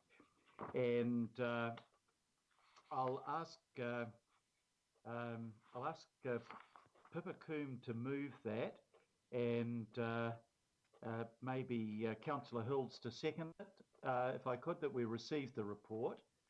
And then I'll ask Councillor Pippa Coombe to talk to the report as the principal author of it. Councillor Coombe. Oh, thank you, Mr. Mayor. Yes, I'm ready here to talk to and introduce the report. I've got my lippy on in preparation. And so I've taken the report as read, but there are a few things that I would like to highlight. Now that we're in lockdown again, it does feel that we were even more fortunate that the LGNZ Conference 2021 was able to take place in person and to go ahead after it was cancelled last year because of COVID. And it really did highlight the benefit of being able to meet in person, kanohi ki te kanohi, with the networking and all the connections that take place. It is only the only annual event that does bring together the whole sector, and it's very important, I think, that Auckland Council is represented as we do make up a third, of course, of elected representatives from across the motu. Unsurprisingly, the conference was dominated by the significant issues that are currently on the table for local government, namely the 3 water reform and the future of government review. And also a sort of a theme that was underlying around the sector stress, as the president of LGNZ called it, where we've just got a whole heap of things, piling on local government, additional responsibilities with minimal funding support. Also sort of navigating that tension between localism that we've been pushing, but with government trying to expand with a bit more of a reformist centralist agenda. As noted in the report, a shortcoming was the lack of a formal opportunity for delegates to debate the 3 water reforms. But however, the time was well used to discuss the concerns with Mayor, and Mayor Goff, you particularly made use of the time away from the formal sessions to really able to push Auckland's case. And there's some comments in there that Mayor, you've added to the report just about our 3 waters concerns. I think the whole sector really appreciated the attendance of the Minister of Local Government, Nanaia Mahuta. She was there for the whole conference and also attended the Te Maruata Hui the day before. She's really engaged with the sector and understands the issues. And she's been the Minister for Local Government for over 4.5 years now, which kind of is quite a refreshing from when there was a time of government when we would have about 8 ministers over a 9-year period. There were various sector hui, and I'll leave my colleagues who attended, the Deputy Mayor, councillors Angela, Richard and Matua Alf, who attended, who might want to speak to their sector items. Just in finishing, I do want to acknowledge that it was quite significant that Auckland Council, and not an organisation as is normal, did receive the Te Tari Tai Whenua Internal Affairs Excellence Award for outstanding contribution to local government during the COVID-19 response. And the Mayor, I think, just got about a 5-minute heads up that this was going to happen and was able to do an excellent brief speech and pay tribute to council staff for their COVID response. And of course, here we are again, just a month over since the conference, that staff have again had to really pivot fast and respond quickly to lockdown. So we do owe them a huge thank you, and it was great to see them acknowledged on the night, along with our Waiheke Resources Trust was a finalist in one of the awards too, which was great. So I just want to also thank our CEO, Jim, and Governance Manager, Phil Wilson, who was there supporting us at the conference, and particularly when it came to the emergency flooding that took place and the need to extend our trip. And I know that elected members really appreciated the support that was provided, but I guess it's all kind of put into context now. At the time, that was a big emergency, but it now sort of has been overtaken by events. Personally, I really appreciated the opportunity to attend and also the Te Maruata Hui the day before the conference with National Council. And I really hope that this report reflects for members the benefits for all of Auckland Council on having our representation at the conference. We also had the AGM the next day, and the remits in there attached. And I just wanted to, before I finish, just highlight too that it was significant that we got the constitution changed to ensure that there is young elected member representation on National Council now, and I know there's been a lot of advocacy behind the scenes for that to happen, led by Councillor Hills, and also we got support for our remit for tree protection. Remits are just another way that we can strengthen the advocacy to government, and so as soon as Mayor Gowdy spoken against that remit, we knew that we had it in the bag, and 79% of delegates voted in favour of a remit to allow councils to adopt general tree protection for significant trees. That is an issue that has been ongoing. So thank you, Mayor, and thank you for the opportunity to be able to introduce that report, and I'm sure other attendees might want to comment, and also happy to take any questions if there's anything not covered. Ngā mihi. Thank you very much, Councillor Coombe, and for a very good report. Look, I think we'll take comments and questions. Probably they'll largely be comments at this point together on this item. And the first comment is from Deputy Mayor Bill Cashmore. Bill. Thank you, Mr. Mayor, and thank you, Pippa, for your very good summation. Before the conference started, the regional sector group, which is I represent on our behalf at our part as a regional council, had a 3-day tour of Marlborough Sounds and Marlborough District, and hosted by Mayor Leggett. It was probably the best one I've ever been on. Very informative and challenging. Massive flood issues in that region, in that building. It's quite, the 2 days before the big floods hit, we actually had a tour of their flood response programs, what they were doing, and I was quite staggered to understand that there was little damage done to those site works that they'd put up to try and prevent flood damage and encroaching on production land and the town itself.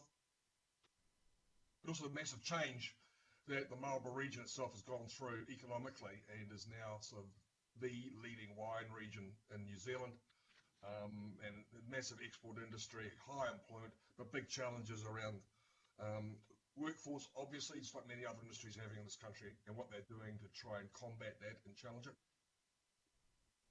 I thought the conference itself went well. It was dominated by Three Waters, and good on Minister Mahuta for being there for a whole 3 days. We had some good talks, some fairly straight up and down ones with her and also her staff at DIA around the Three Waters pieces, but also other legislation. There is deep concern, I think, amongst the regional sector group that the costs that the essential fresh waters and the Three Waters packages are bringing to local government across New Zealand, generally speaking, are putting severe strain on ratepayers when you're seeing some rates in regional councils going up by 25, 26, and even 28%. It made us feel sort of quite easy saying we were doing 5, then back to 3.5, but some others have got massive challenges in capacity and capability. And I don't believe the government's borne into consideration when it's fast-tracked some of this legislation through, plus with the errors that are in it. But all in all, a good positive conference, and well done to Mayor Leggett and his team. Thank you. Yeah, thanks, Bill. A comment from Councillor Alf Filipina. Kia ora, Your Worship. As the Te Maruata rep for Auckland Council, I just want to acknowledge Pippa. Pippa, thank you for the report that you put through, and I know the work that you've done with Bonita, and I just wanted to acknowledge Your Worship and Pippa, the members who attended the Te Maruata hui. So that's really it from me. Just say thanks, Pippa. Thank you very much, Councillor. Question, Councillor Desley Simpson. Oh, thanks, Your Worship. Look, I just want to thank you for those who attended. Thanks for a very thorough report, which I really, really appreciate. My question, what was the final Auckland Council contingency at the conference? I see the report referred to the councillors, but I just don't know finally how many people we had down there. If you have a look at the picture on the receipt of the Outstanding Achievement Award, you'll see a mixture of local board and officers and councillors. I think I did a quick count of it because I asked myself the same question. I think there were about 28. Put in perspective, that's about 4% of the attendance at the conference for a region representing 33% of the population. I've got to say, as somebody who doesn't like going to conferences, I've been to too many, that I found that incredibly informative and really helpful, that Aucklanders were able to talk to their colleagues from around the country and actually to do something to combat the general anti-Auckland feeling that's been around for as long as the city has, and to get our point across. And I found the work at the conference on the margins often more useful than simply the presentations. Though having said that, I think the presentations made it well worthwhile for those that used personal development funding. This was a way where you could learn a hell of a lot, and I think most people down there from the local boards and the councillors and the officers all felt that it was worthwhile in that sense. And Rose has just put the formal thing up, so 25 elected members, so that I wasn't too far out on that. Okay, any further questions or comments? Otherwise, I'll just make a couple of comments to there was just a quick comment from me. If you okay, yeah, Councillor Richard Hills. Kia ora, Mayor, and thank you so much, Councillor Coombe, for doing that mass amount of work. You were very good at reporting on things. I think it was a pretty successful conference, and like the Mayor said and others, it's just really good to be there amongst all the other councils to share information and hear from other councils too, but also that there is, I think it's waning, but that anti-Auckland kind of feeling is it's definitely disappeared over the many years that I've been going. So I think we've helped combat that and show what we could do, and we were kind of congratulated for that award for the COVID last year. Just on my experience, working with the young elected members, we had about a 2-hour or so meeting with Minister Mahuta, and yes, as the Mayor said, I was surprised that she stayed, Deputy Mayor, sorry, she stayed the whole time, as well as I think there were 6 ministers and the Prime Minister there, which is the biggest I've ever seen. So I thought it was quite good to have the local government minister there listening to all of us. She sat with us local young elected members, and we spoke about the future of local government and Three Waters, and it was quite lengthy discussions, and she listened to all our concerns and things. I just thought it was a valuable experience to be there and also be giving the Auckland perspective and hear the different challenges from other areas such as the Far North, who have, everything, their wastewater and water supplies, everything is at the end of its life with not much funding to pay for it. Um, and there are different ways we can all share different ideas. And I thought that it was a good response on our tree decision as well. There was also the really good panel discussion on the future of local government with Penny and other in the panel, and also some young elected members were there. We were able to feedback on that, and that was around that whole driving, to make sure we are representing our communities and working in partnership with mana whenua more than ever before, but also not just trying to clip things on and off local government, actually relook at the whole way we're doing things and ensuring we increase participation and things like that. The other thing that I will mention, and it's been a shame over the last couple of months seeing and hearing the Māori representation stuff come through media and otherwise, I've seen a massive change there. The whole room standing up for karakia and waiata, and nearly, I think, every speaker doing their pepeha, no matter where they came from. And 6 or 7 years ago, my first ever time going to one of those conferences, there were audible moans in the room when things like that happen, and that just has been a phenomenal change to see a genuine wish for the whole of New Zealand's councils to be backing Māori and tikanga and actually working in partnership. So I think that has been a great change that I've seen. So yeah, that's probably all. The rest is written down. Thank you. Thank you, Councillor Hills. And just to finish up, it's really reinforcement of the comments of others. It was good that the Minister was there for the whole time. That is pretty unprecedented, and that we had other key ministers there, including the Prime Minister, Minister of Finance, and the Minister of Housing. I think the discussions were absolutely worthwhile and the presentations were professional. The downside for me was that while we had presentations on Three Waters and questions, we never actually had a debate, and we never had the chance for local councils to actually express their views on it. So apart from the discussions that I had on the fringes of the conference, I still don't know whether there would be majority or minority support for the government reforms. And I think avoiding that debate was definitely a mistake. The debate came up in National Council, and National Council was held at the same time as conference. So while I'm on the National Council, I usually don't go to the expense of time or money in going to all of the meetings. Pippa represents me there. But the National Council was a chance actually to debate in that forum the question of where Local Government New Zealand was standing on the Three Waters issue.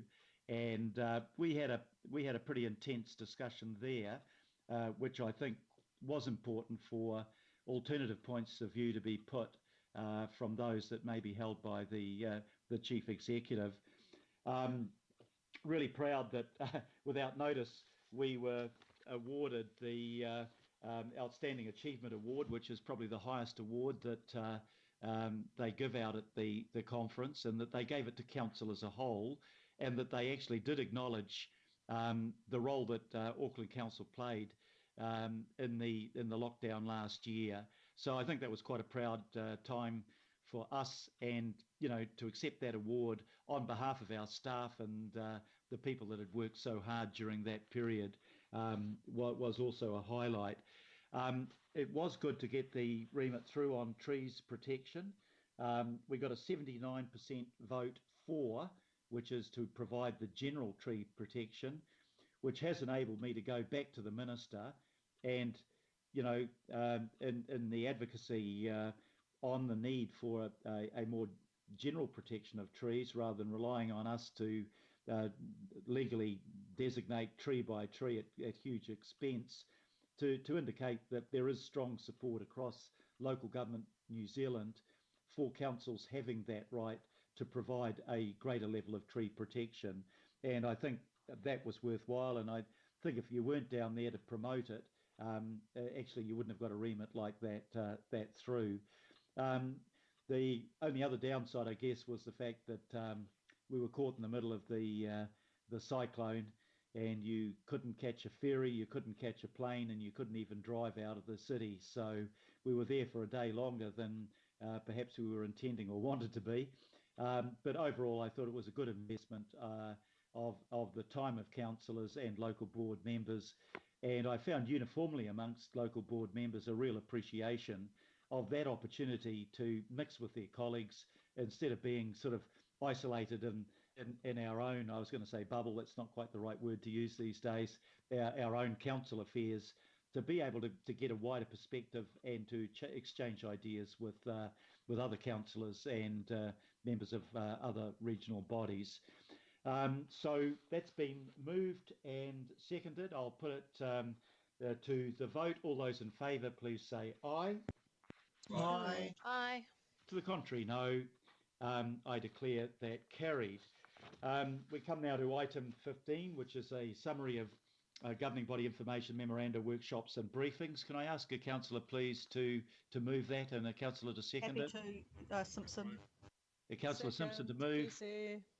And Councillor Casey to second. I'll put that motion. All those in favour, please say aye. Aye. To the contrary, no. Aye. Carried. We come now to the last two items in the open agenda, both of which are recommendations from the Regulatory Committee. And item 16.1 is a proposal to amend the Stormwater Bylaw 2015, and the proposal to go out to consultation with the wider public.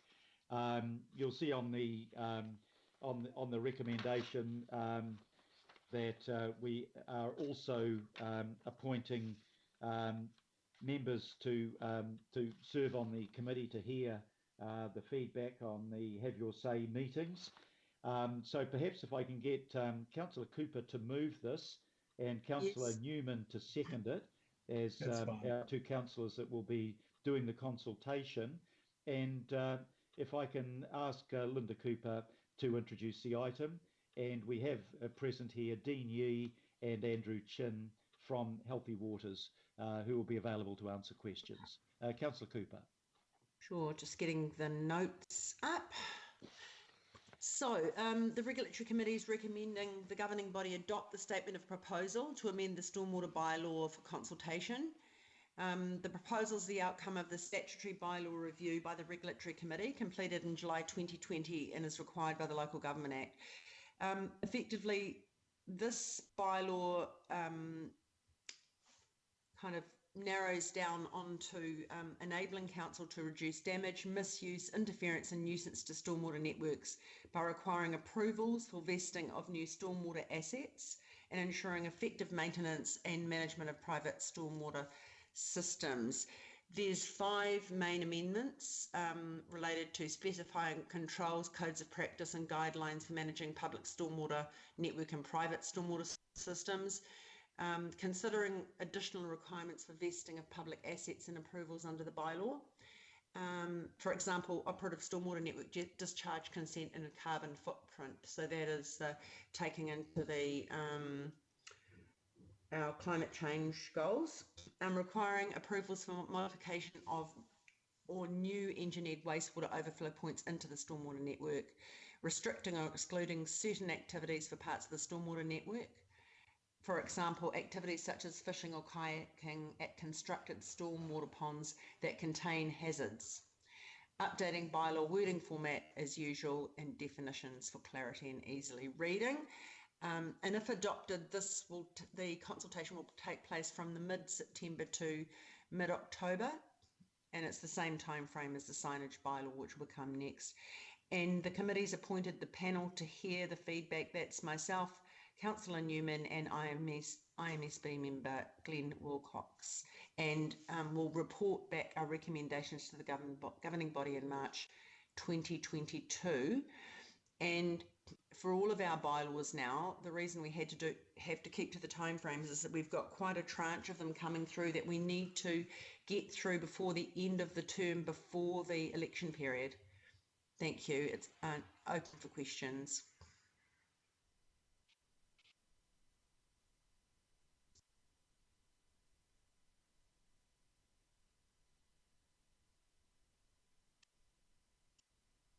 I've been muted by the controller here. Dean or Andrew, is there anything that you'd like to add to Councillor Cooper's comments? Thank you, Mr. Mayor. There's nothing much further to add, but we're happy to take any questions. Thank you very much. So I haven't got any questions in the column at the moment. Are there any questions? Are there any comments? Otherwise, I'll simply put the recommendations. Can I ask a question, please, Your Worship? Yes. Sorry, Linda, you know the bit that you said about no kayaking and storm water outlets? If that's something that we're fixing, I mean, we've got kayaking available in some parts of Auckland where there are stormwater outlets. Is that now prohibited? Could you just prohibit it? It's probably better to get Dean to answer that, but we did have this question at the regulatory committee, and it's more around if there's hazards, instructed stormwater ponds, etc., if that contain hazards. But maybe Dean can answer that more technically. Yes, thank you, councillors. So it is mainly around the concerns with the operations teams have been coming across regarding activities around constructed stormwater ponds and the hazards around that. There's some parts of the ponds that could pose a risk if people are undertaking activities on the pond. So when we go through the process of looking at these sites in the future, if this goes through, we'll be looking at the risk of those activities versus the case basis. Thank you. Are there any further questions or comments? If not, I'll put the recommendations. All those in favour, please say aye. Aye. Aye. The contrary, no. I declare that carried. We come now to item 16.2, which is a recommendation from the Regulatory Committee concerning bylaws about signs. And once again, if I can maybe ask Councillor Cooper to move and Councillor Bartley, who is on the consultation panel, to second. And we've got with us for questions on this Paul Wilson and Steve Hickey from Regulatory Practice. But I'll ask Councillor Cooper to introduce the item, please.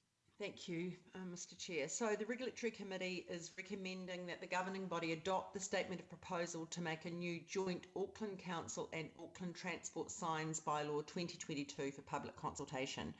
And the recommendations are a result of a statutory review of the bylaw that the Regulatory Committee and the Board of Auckland Transport completed in April 2021. And in fact, the Auckland Transport Board adopted it this morning.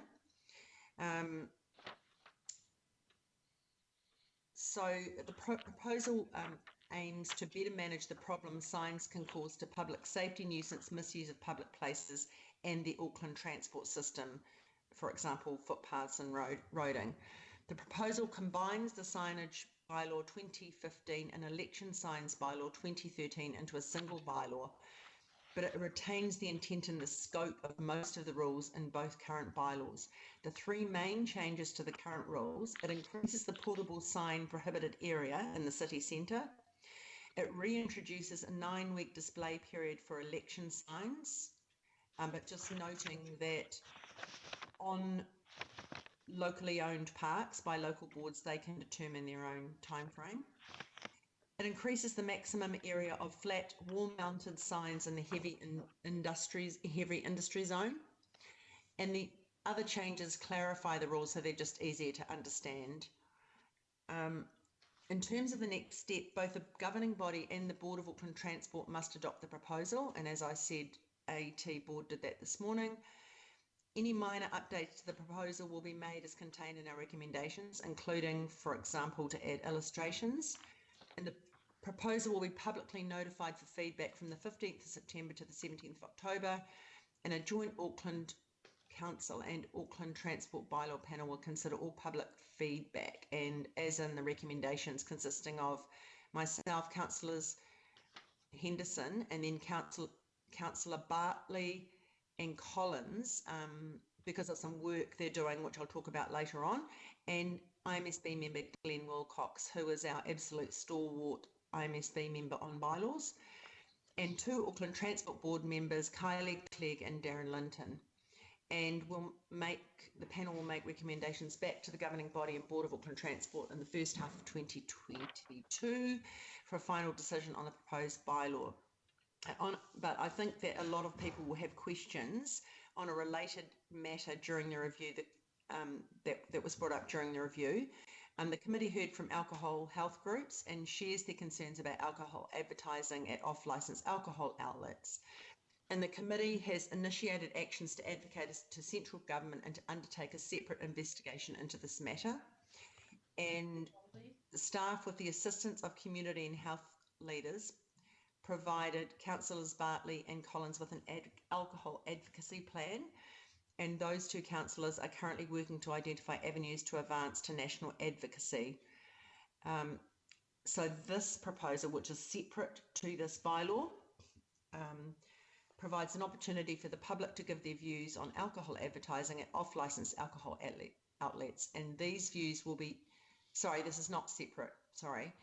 We will use this process to gather those views about alcohol off-licence outlets, but they won't form part of the deliberations other than to gather them together and put them towards the national advocacy information that Councillors Bartley and Collins are working on. But I also just need to note that because we are not going to be considering or deliberating on alcohol signs, that I don't have a conflict of interest. So that's why I'm going to chair this panel. And that's why it's really good that it's separated out and I won't be part of this other piece of work about alcohol signs bylaw. But we have some staff here to address any questions, Your Worship. Thank you very much, Councillor Cooper. Is there any comment, additional comment from staff on this issue, Paul or Steve? Thank you, through you, Your Worship. Nothing further to add. Happy to answer any questions. Thank you very much. And we'll take questions first. And the first question is in the name of Councillor Chris Darby. Thank you, Mayor. Thanks, staff, and thanks, Councillor Cooper, for this work. There's a big impact on the public realm here. So for the staff, can you just articulate the role the Auckland's Urban Design Unit, formerly the Auckland Design Office, undertook in contributing to the discussion about the public realm outcomes of this bylaw? Thank you. Yes, certainly, and please let me know if you want me to turn on my video, otherwise I'll keep it off for now. So the response to that question is that they have been involved, although for the most part this bylaw aims to carry through the current rules, and one of the main reasons for that is that we recognised through the review process that there was a need for a wider discussion when the unitary plan comes up for its next review in terms of the distribution of the rules between the bylaw and the unitary plan. And so some of those discussions were left till then, but we did have some discussions with them on particular rules that we needed clarification on, including around window signs, for example. So they have been involved, but there is that wider discussion to be had. Sorry, just supplementary, if I may, Mayor. So you're saying I'm hearing it's a bit of a cursory engagement at this stage, and you're expecting a deeper engagement with the design unit. I'm particularly referring to the impact that signs have in the public environments, for which the Urban Design Unit has a lot of knowledge. It represents us. So I'm getting a sense that the engagement isn't that thorough. I don't want to assume that, but is that what you're saying?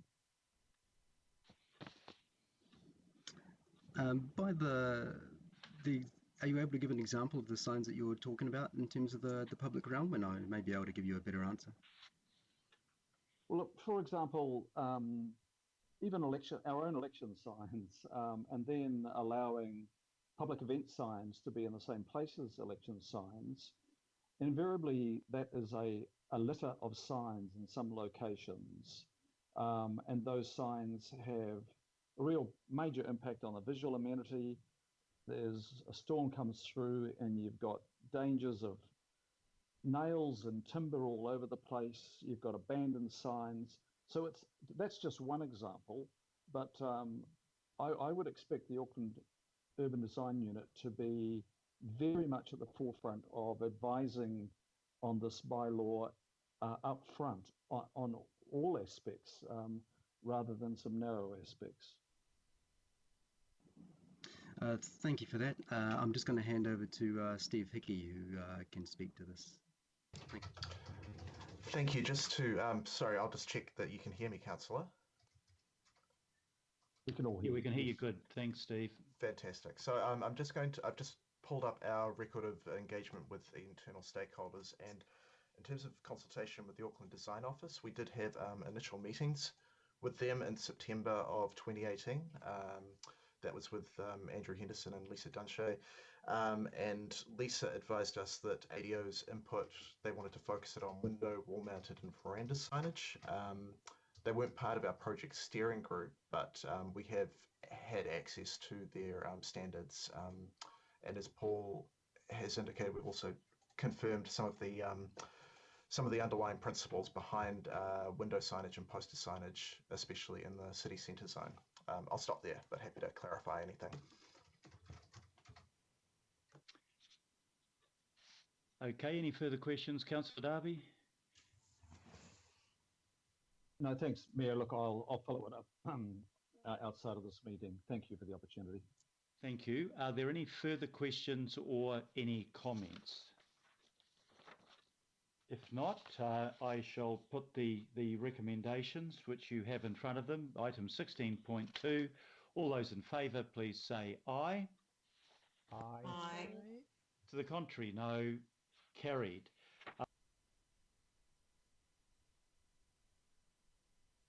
Lost you, Mayor. Mayor, we've lost the sound. Yeah, sorry. We now come to a procedural motion to exclude the public for the discussion on the City Rail Link Targeted Hardship Fund. The reason for the report remaining confidential, there are two reasons. One, that it contains information that could prejudice the Council's commercial position. The second reason is that the decision on this fund